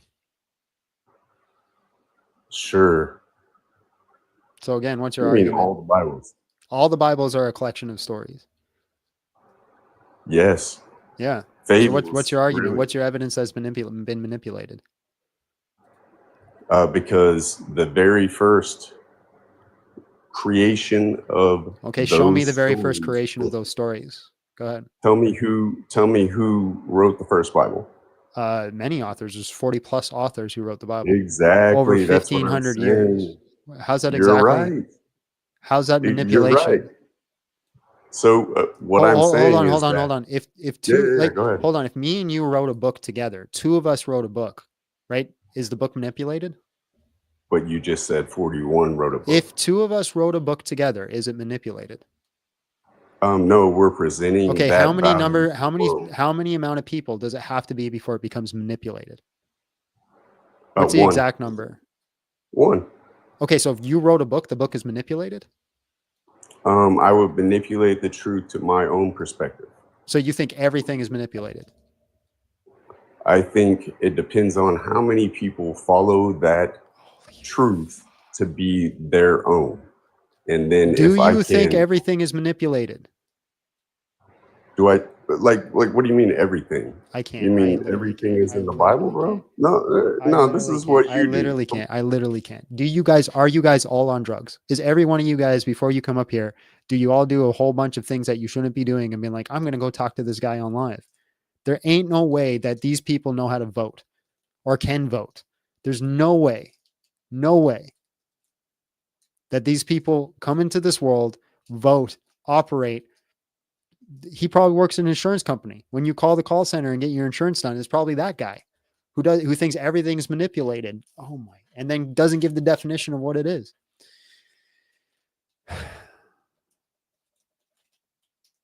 Okay, hold on. What did you come on? Jimmy Space came in 279. Which carvings and what people specifically? Amen. Jimmy Space also came in with 13-9. Godspeed, guys. Godspeed. Listen, it's my stomach is hurting today. That's why I'm grumpy. Brady came in $4.99. $5 more towards that private jet. Hey, better fly me out, John. We'll talk about it. And then Bruce Pates came in with $2.99. What's with the Billy Carlson fans? Yeah, I don't know what's going on. I don't know what's going on with that today.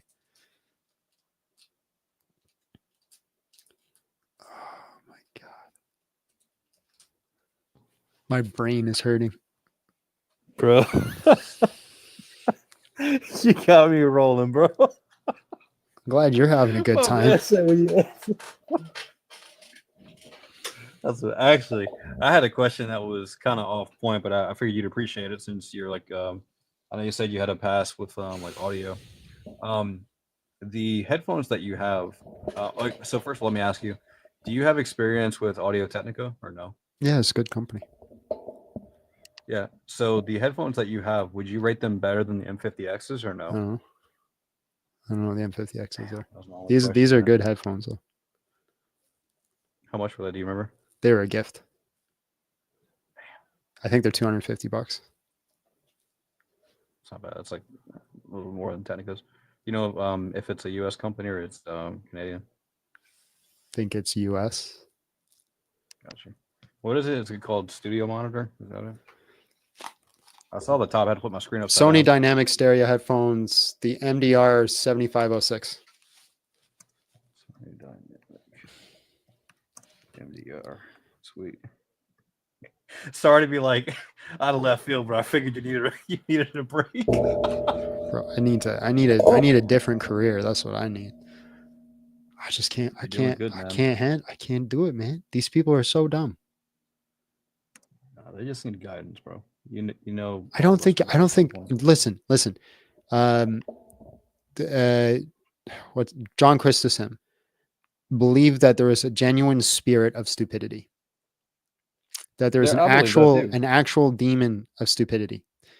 That he's I don't believe that. No, like necessarily. a living entity that literally falls upon people and makes them stupid.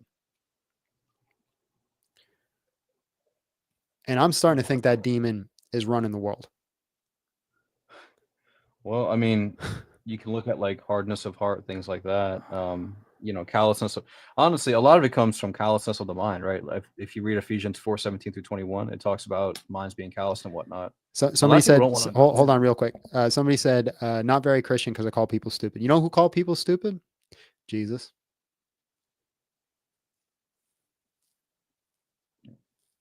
I'm just saying. Jesus. The people that say like on this, people who say that lie to themselves, bro. You know that they have probably some of the worst thoughts ever about people. Yeah, but that's not cool. Just to assume on others simply. I don't call people stupid because of their beliefs. You've been watching me for years. There's lots of people I disagree with that I think are intelligent. The first guy that came up, one of the first guys that came up was an atheist. I said one of my favorite atheists, and he was agnostic. We disagree on almost everything, and I think he's an extremely intelligent guy. I'm calling people stupid because they're stupid. Doesn't stupid mean that you have the knowledge but you're just not applying it? So like after you're shared this information and you don't apply it, what does that mean? Because ignorant is just not knowing. There's a difference. So I mean, stupid in itself really isn't an insult as much as an observation. I mean, if you know the stove is hot and you continue to touch it, what does that mean? Does it mean you're smart? It's pretty stupid. Pretty stupid. Yeah. I mean, I'm All right, stupid well, I'll all let the you time back to it, too. bro. 100%. All right. God bless, Yeah. bro. God bless you, man.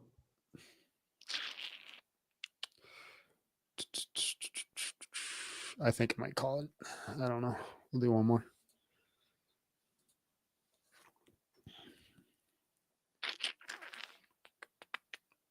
Bro, that person was begging to come up all night, and I finally got him up. Oh, there we are.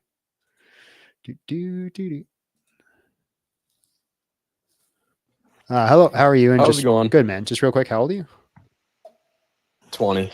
All right, bro. Can you disprove Christianity? That's actually not my argument, but I have a different argument, and this is about why do most U.S. Christians agree with Israel? No idea. I'm not U.S. Christian. Okay, but why do most Christians agree with Israel, and that most Christians agree that Zionism is a good thing? No clue. So is that even a true statement? How would you calibrate that? How'd you figure that out? Well, you can look up the statistics in the United States. Like where? On Google. Like where did you find it? I can't remember the exact site off the top of my head. Okay. So why should I hold this to be a true statement? Because this is just kind of like common sense stuff. Like most Christians in the world support Israel. Then if you were to go to Israel, Christians are all persecuted in Israel and they're spit on, they're hated. Okay. And if you were to read the Talmud, it literally says that Christ is burning in hell and feces and that Mary is a whore. Okay. What's this have to do with anything? I'm just looking for guidance on what I should believe about Israel, but I thought you'd be more help. But No, not I'm the wrong guy, bro. I don't have a dog in that fight. I don't research you are it. not a real Christian. The way that you've been treating I'm not a others what? is not very Christian. Like you are not a real Christian the way you've been treating others. Fair enough. Can you define a real Christian?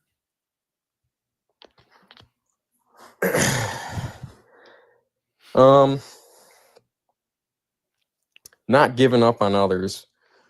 I don't give up on people. Really? Mm-hmm. You know how many times hold on. Do you know how many times a lot of the people I talked to tonight I've talked to probably like 15, 20 times? Well, I didn't know that. Probably because you're only accepting a very selective few amount of people to come up. I pick them at random, bro. Okay, bro. All right. Well, so hold on. You're saying I'm not a true Christian. Give me the definition of a Christian. Christian is who believes in the Trinity, the Christ, and the Holy Spirit. I believe in the Trinity. You really don't act like it. So give me the definition of what a Christian should be then. If I'm not a Christian, you should be able to show me exactly what I'm doing. If you come up to rebuke me and correct me, but you interrupt me. If you're here to correct me and rebuke me, you should be able to show me the right path, right? So what is a true Christian? I just told you, but you interrupt me. I didn't interrupt you. Yes, you did multiple times. I did not. Yeah, you did. Not interrupting you right now. I already gave you the definition. What is it? You're not responding with anything. A Trinitarian? I'm a Trinitarian. That was your definition. All right. Have a blessed night, bro. Your arguments are just unbelievably retarded. Is that Christ-like? So when I call people stupid, it's okay, or it's not okay, and I'm not a Christian. Well, I saw a super chat come in, but it's not there anymore. There it is. Razor Edge came with $5. Israel literally doesn't persecute Christians. I know many Christians that have gone over there and they loved it. I have no idea. It's not a dog in my fight. I have enough time to research it. What he could have said could have been true. What you said could have been true. I have no clue.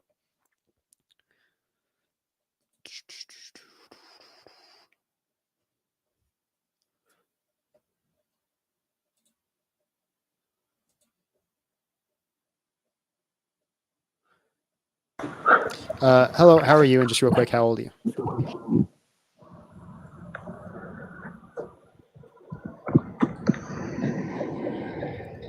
Hello?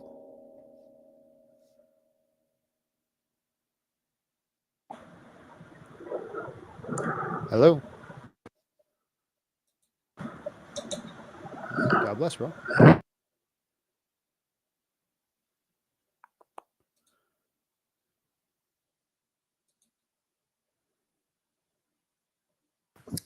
Hello, how are you? And just real quick, how old are you? Hey, Big John is I'm 24, and I just want to say, dude, you are cooking these guys, and just keep on doing what you're doing. Try to keep your patience, man. I respect you, dude. Thanks, bro. I appreciate it.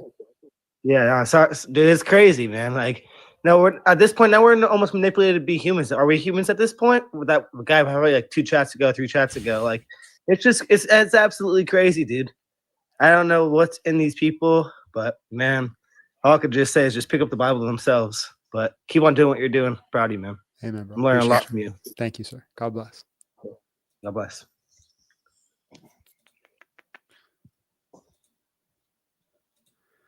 All right, we got one more of the homies, and then I'm out. I'm out for the night. Hey, can you hear me? I can hear you, bro. What's up? I'm good. How are you? Good, man. I'm 25. Yeah, you've been up before.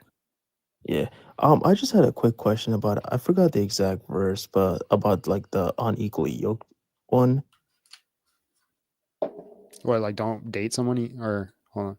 Yeah, that was what I was about to ask. I always thought it was in the realm of dating, but I've heard someone recently said it's also about like friendships. Oh yeah. Like don't be friends. Yeah. 2 Corinthians 6:14. So what do you know what yoked means? It's like the thing again around the oxen, right? Yeah. So it's like you carry the burden together. So it's not like you can't hang out with somebody that isn't a Christian. Do not be unequally yoked with unbelievers. For what partnership can righteous have with wickedness, or what fellowship does with light and darkness? What harmony is between Christ and Belial? Or what does a believer have in common with an unbeliever? Or what argument can exist between the temple of God and idols? For we are the temple of the living God, and as God said, I dwell with them and walk with them, and I will be their God, and they will be my people. So yeah, you can be friends with people that are not Christian, but yoked means to walk together, to carry a burden together. So like, I probably wouldn't start a business with somebody that's not a Christian. Like when I hired my editor, I looked for Christian, right? That was like a number one criteria, is I wasn't going to hire somebody that wasn't a Christian. And so like in my family and in my personal life, like I go to advice to people that are Christians. I don't go to advice to people that aren't Christians. So like I have friends I've had for years that when I became a Christian, I don't go to advice for anymore, unless it's like minor things, but like big major things in life, I go to Christians about all these things. Got you. That makes sense. Does that also relate to like if like they're struggling with something and you're trying to help them out, or is that a different Like kind if of situation? they're not a Christian and you are? Yeah, like if they're like, for example, let's say like it doesn't need to be something major, but like let's say they're just having like some hardships in like life and they're trying to just give them advice as like a friend. Yeah, you can do that. Like you shouldn't be, they can be yoked to you, but you shouldn't be yoked to them. All Because right, got you. you're the Thank you. light, right? You're supposed to be the one that stands out. You're supposed to show the path and the way. That's your responsibility as a Christian. So basically, don't let them have an influence on you. Yeah. So it's and there's that old like Protestant metaphor that's I actually think is good. You stand on a chair and you try to pull someone up, and they try to pull you down. Who's going to win? Okay, got you. Yeah. All right, that's really all I had for tonight. Thank you so much. Have No a good problem, night. bro. God bless. You too. Thank you.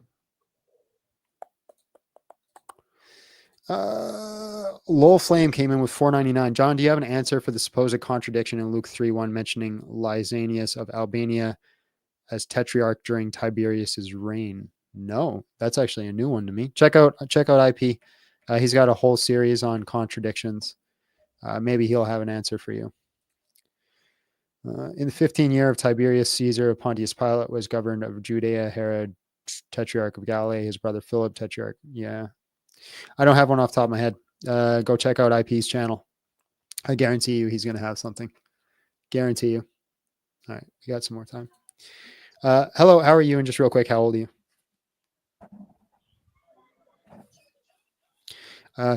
Nitish Kumar. Oh, hi, John. How you doing, I'm bro? 26. What's up, bro? Can you disprove Christianity? No, I'm a Christian actually. I Oh came up yes, with a yeah. different question. I remember you now. My mistake, bro. What's up? Yeah, no, it's okay. So, my question is like, when Jesus says like, uh, we will have eternal life, like he says we will have like in the future. I So, what apologize, will? bro. I apologize. It's very hard to make you Mhm. out. Okay, so am I audible? Is it like audible or like my voice is? It's a little bit your accent, and then a little bit the background noise, and then you kind of have like this, like almost like a airy sound to you, like you're in a bathroom or something. Maybe my earbuds are not working. Yeah, I can't Wait, make that out. should I come back? Maybe. Yeah, it's hard to hear you. Okay, okay. Kick me out then. I'll come. All right. Sorry, bro. I think he said AirPods.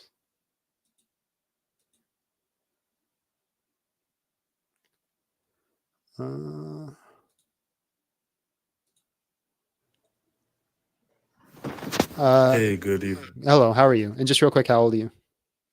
30. All right, bro. Can you disprove Christianity? No, I'm a Christian. All right, what's up, bro? Hey, I've been watching you for a while, and I was just really thinking about this, right? So your name is Big John Steele. Yeah. Steel is like, it's not the strongest, right? It's not the strongest. And I've been seeing a lot of people debating you, and they don't stand a chance, not even a bit. Thanks, bro. So why don't you change your name from Big John Steel to Big John Vibranium? Because that's indestructible. Because it's my actual name. Oh, it is? Yeah. Like it's on my ID and everything. Oh, okay. That's pretty cool.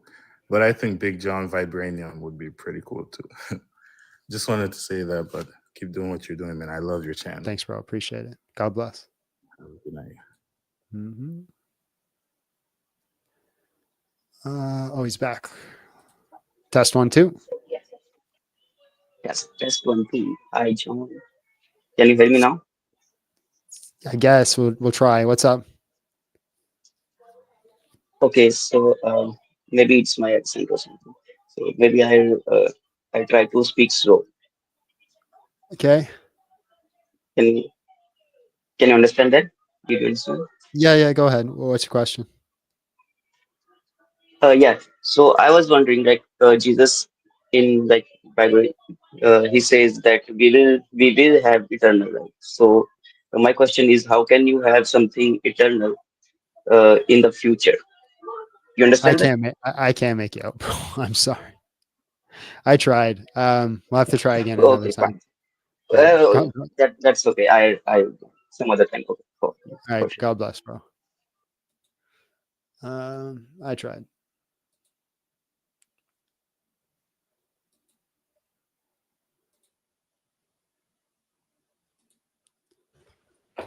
Yeah, what's up? Hey, how are you? And just real quick, how old are you? I'm 22. All right. Can you disprove Christianity? Can I just? I guess yes, but it depends on how you define Christianity. So, can I start with asking you how you define Christianity? The belief that Jesus Christ is God and you worship and follow him. Okay, so I'll basically start with this. Do you believe Jesus Christ was a man before being a God, or was he always a God? He was always God. Okay. Do you believe God is capable of going against his own laws? Do you believe God can be and not be at the same time?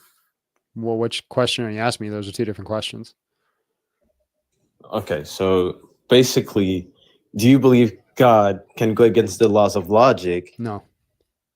Okay.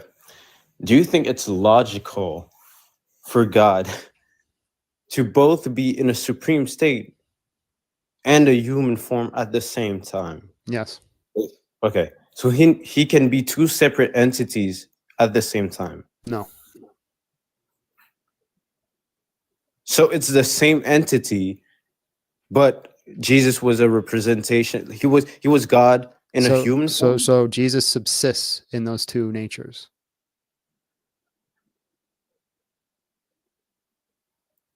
So do you? But this is what I don't understand. If it's God, why was it unalived? Why was it not eternal? Or is it just like, because it was just flesh? The flesh was okay? unalive. So it's like how can I say it's an extension of the supreme being, is what you're saying. No, I wouldn't say it's an extension. Then how do you define it then? Because there's human flesh, and then there's the divine nature, and then the person of Jesus subsists in both those things.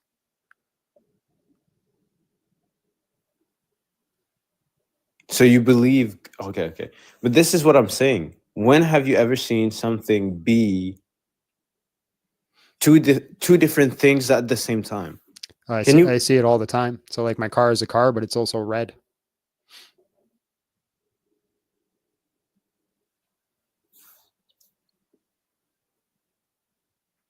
I don't see how your analogy fits with Jesus being flesh and God at the same time. I didn't say the analogy is. I didn't say it was an Like, analogy. hold Hold okay. on. I didn't say it Yeah. was an analogy. You asked when do I see two things operating, when do I see something being two things at the same time, and I gave you an answer. Okay, but it's a comparison, right? You No. give an example of something. No. No, you just Okay. asked me when I see something be two things at the same time, and I have a car. My car is a car, and it's also red. It's two things at the same time.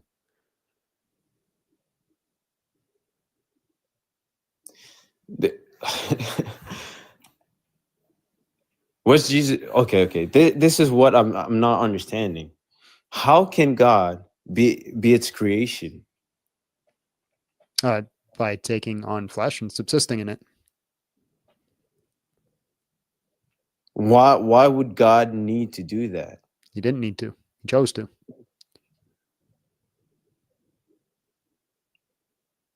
And is the claim for that people accounting for Jesus being God in the Bible? Are there people claiming that Jesus is God in the Bible? Yes. Yeah, but I'm saying you saying that, is it based on that, like the Bible, the scriptures? Yes. Okay. What makes you think the writing of others, because it's basically humans that wrote the Bible, right? Different peoples. Every single book that's ever been written was written by a human. Yeah. Do you think the human is flawed? Yep. By nature? Yep. What do you think happens to those books if it's written by flawed people? The same thing that happens to every single book that's ever existed ever. How do you get information? How do you learn things? You have to filter through the BS. But how do you learn things? Do you not By read? acquiring knowledge. By Well, how do you get that knowledge? I'm curious, so I search for things. But what do I you look do? for How, answers. like you search, where are you searching? Are you searching in a book? I mean, it depends what I'm looking for. So do you get knowledge from a book? I mean, you can get knowledge from everything in life, but yeah. Do you get From knowledge books, from from reading experience, things? from practice, from Yeah, but do you yeah. get knowledge from reading things? So then what's your issue about me getting knowledge from reading things? No, I'm not having issues with Well, that. yeah, you just said I can't trust the Bible because it was written by a man. I'm not saying you can't trust the Bible. I'm saying, is it true that some parts of the Bible cannot be trusted? I'm not saying you cannot trust the Bible. I'm saying some parts of it, would you apply it? No, right? No, I wouldn't say. I'd say you could trust all parts of the Bible. As a historic account? Yeah, as historical writings that were meant to convey the message that the author intended to convey.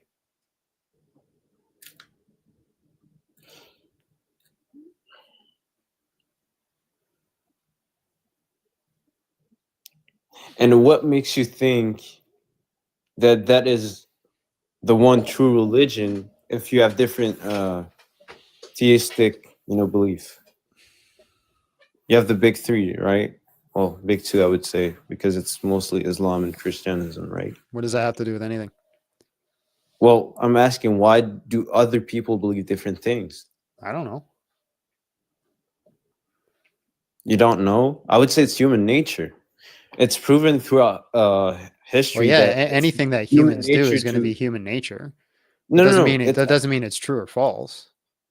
Yeah, it just proves it's human nature. People throughout history, Yeah, but that's not a have had that's beliefs not. about a superior power. Hold and on, they just hold attribute. on. That doesn't mean Yeah? something's true or false because it's human nature to believe true things. Yes. Yeah. Okay, so then does that mean everything that a human believes is true? No, of course not. Okay, so just because we're inclined to do something doesn't prove or disprove anything. Sure, I don't disagree with that. Right. So just because it's human nature to believe in religions doesn't mean religions are true or false. It's not even an argument. That's what I'm saying. If anything, I'd say it's an argument for religion. So why do we have this inclination to worship something that doesn't exist? I mean, that doesn't seem intuitive towards evolution. Why do we have an inclination to lie? It's for personal gain. Okay. Why do we have a tendency to believe in certain things? It's superstition. That's circular. You're just saying the tendency to believe in certain things is because of our tendency to believe in certain things. No, I gave you I gave you perfect example of things that you can be. Yes, this is true. Those are true statements. So again, this doesn't prove anything. This is not even an argument, my friend. You're just saying people believe in religions. That's all you're saying.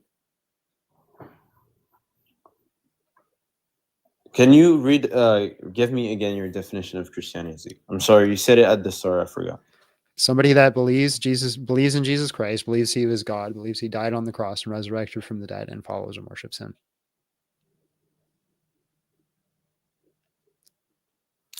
Well, I guess I cannot disprove the beliefs because there's some people that believe that. If that's Christianity, then yes, it exists. You can absolutely disprove beliefs. Not really, because Yes, you're you can. claiming. If I believed, hold on. Yeah. If I believed that an alien was the president of the United States, could you disprove that? I mean, in some way, but if you still believed it at the end, I didn't disprove it. Yeah, but you could. Because you still believe could it, still right? disprove it. Right? You could provide sufficient enough evidence to say that's highly unlikely. Like we've never had accounts of anything supernatural happening. Right. We don't see it Right? nowadays. You're avoiding my actual question, though. Could you disprove that an alien probably doesn't run the United States of America? I could not. You couldn't? Nope. You couldn't show me evidence of Donald Trump running the United States of America? I mean, I've never met the guy in real life. You couldn't provide me any evidence that Donald Trump is the president? I could show you pictures and photos, but you could say, "Hey, this is Trump." I don't know. What if someone's not able to recognize what I'm showing them? I gave you all those examples, but you said no. That doesn't prove anything about Christianity. You didn't give me any examples. You just said that people believe things. That's not an argument. And no, but you said, okay, I asked you, why do people have certain beliefs for the and I said I don't know, and you just said it's human nature, and then you use that as an argument to disprove Christianity. But you don't think it's human nature. Well, anything that a human does is going to be human nature. So your argument is silly. So do you agree with me on that? That it's human nature, right? It's a human nature to do what humans do because humans are doing it, so therefore it's human nature. I think anything, like 80%. Can you hold on? Can you name anything a human does that isn't human nature? I can point to things that are less and like not abnormal, but things that are. Can you name not a usual. single thing that a human does that isn't human nature? I don't want to get into semantics. No, we're having a debate. Semantics are important. Yeah, that's why I'm saying I'll say no. I cannot point to something so that literally everything that humans do is human nature. So I don't understand how this is an argument for something. Because if your argument is that humans have other religions or have a nature to follow religion, what does that mean? What does that prove or disprove? Okay, are other humans? So other humans would be wrong about their beliefs? Yes. Damn. Okay. So you believe that others are wrong about their beliefs? I wouldn't be a Christian if I thought they were right. But you cannot disprove it. Yes, I can. Why can't I? You can. Okay, you can disprove Buddhism? Probably, yeah. I haven't really studied it, but sure, why not? Okay, could you disprove Islam real quick? Yeah, Islam's really easy to disprove. All the historic evidence points to the fact that Jesus Christ died on the cross. Islam comes out, and a core fundamental teaching of it is Jesus did not resurrect or did not die on the cross. That comes specifically from the Quran. The Quran states it comes directly from God. So if it gets something wrong, it cannot be from God, therefore it's false. So you say that Islam claims that Jesus didn't die on the cross? It was only made to look that way. And because Islam's claim is that the Quran is the direct words of God, then it's false. It's actually one of the easier religions to disprove because of their claims. And where could you point that? It's in their Quran. Yeah, it's in the Quran. It's also in the Hadith. Also says in the Quran that sperm comes from the spine, which is wrong. It also gets embryology wrong. Also says that the sun sets in the mud, which is wrong. So if it gets these things It doesn't wrong, say that. It doesn't say all that. yes, it does. Yes, it does. Like if we go off the last statement you made, you said the mud and the water. I'm not even Muslim. I'm not religious, but it's about the perception of where the sun was going. Sure, it is because of the region. It I don't still think straight it's up says that Arabic. sperm comes from the spine. Not that either. It's about no. It's about where it's made. It's not made. Sperm is not made in the spine. It's Can not you, made. you say you're not a Muslim? Not Can you? talking Okay, about- hold on. Can you just do me a favor? Say Muhammad's a false prophet. Why? Because you said you're not a Muslim. Okay, and say Muhammad's a You false know, prophet. You know, I already came on your live once. Say and I Muhammad's a already false said prophet. it. Why would I have to say that? I'm not gonna Say God is a father. bro. I can tell you God say is a God father. has a son. Why? Say God has a son and he has a partner. Why would God have a partner? I'm not saying you have to believe it. I just want you to say it. God has a partner. God has a son and has a partner. God has a son. God has a partner.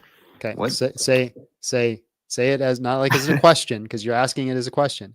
No, say I'm it saying as a it because it's statement. silly, Say it bro. as a statement. God has a son. Wait, what? God has a partner and has a son. And Muhammad's a false prophet. Nah, I won't say that. That's All just right. Well, then why would I add that? Because you're a Muslim, bro. Just admit No, you're I'm a not, Muslim. bro. I don't care. Say But- Muhammad's a false prophet. Let's just keep going. All right. I You gotta said go. God bless. you have to. Okay. Yeah. Can I ask you one more thing? No. Then. I All gotta right. go. All right. I gotta go, guys. My stomach is killing me. Our Father is in heaven, hallowed be thy name. Thy kingdom come, thy will be done on earth as it is in heaven. Give us this day our daily bread and forgive us of our debts as we also forgive our debtors. Lead us not to temptation and deliver us from evil. Lord, thank you for this night. Thank you for all the blessings. Forgive my lack of patience tonight. Forgive me if I was rude. Put me back on the right path and correct me. Lord, do that for everybody here. Just make sure that we're on the right path, doing what's right in your eyes. Forgive us of our sins. Be patient with us and give us grace. Give everybody we spoke to an opportunity to learn you and to learn the gospel and to draw them ultimately into you. Give us knowledge, give us truth, and give us wisdom. You are good in everything you do. In Jesus' name, amen. All right, guys, you know what to do. Go follow me on all platforms. Links are in the bio. I'm posting content on YouTube frequently. I was supposed to post content tomorrow. I might not get it out tomorrow. Just a fair warning. So I will post on Wednesday if I don't get it out by tomorrow. But if not, guys, God bless. And oh yeah, if you want to support me, you can support me on Patreon. Links also in the bio. God bless. Have a good night. Mm-mm-mm-mm.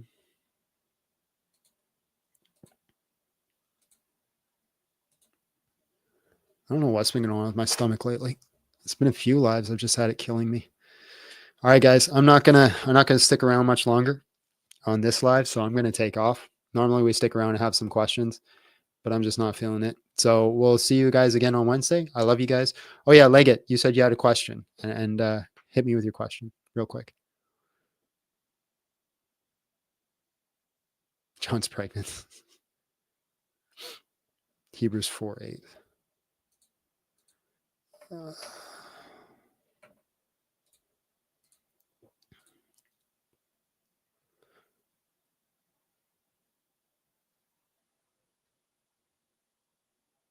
For if Joshua had given them rest, God would not have spoken later about another day. I don't know, Leggett. I'm going to look it up and then just remind me. Was that Joshua or Jesus? No. The reason it's translated to Joshua is, okay, I know what the issue is here. So Joshua and Jesus can be translated to the same way because Yeshua, right, is used and then Jesus transliterates. This Joshua in here is specifically translated to Joshua because people would get confused and think that this is talking about Jesus. It's not talking about Jesus, if that's the question you're asking.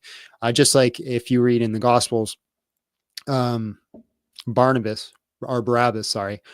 can also be called Jesus, but they specifically call him Barabbas because they don't want any confusion, because there's lots of Jesuses in this time. So this person here, Joshua, is Yeshua, right? And if you, that's what it'll look like in the Hebrew. I think that's the contention you're bringing up. If not, I'll look it up. Is that it? All right, I got you. All right, guys, God bless. We'll see you Wednesday.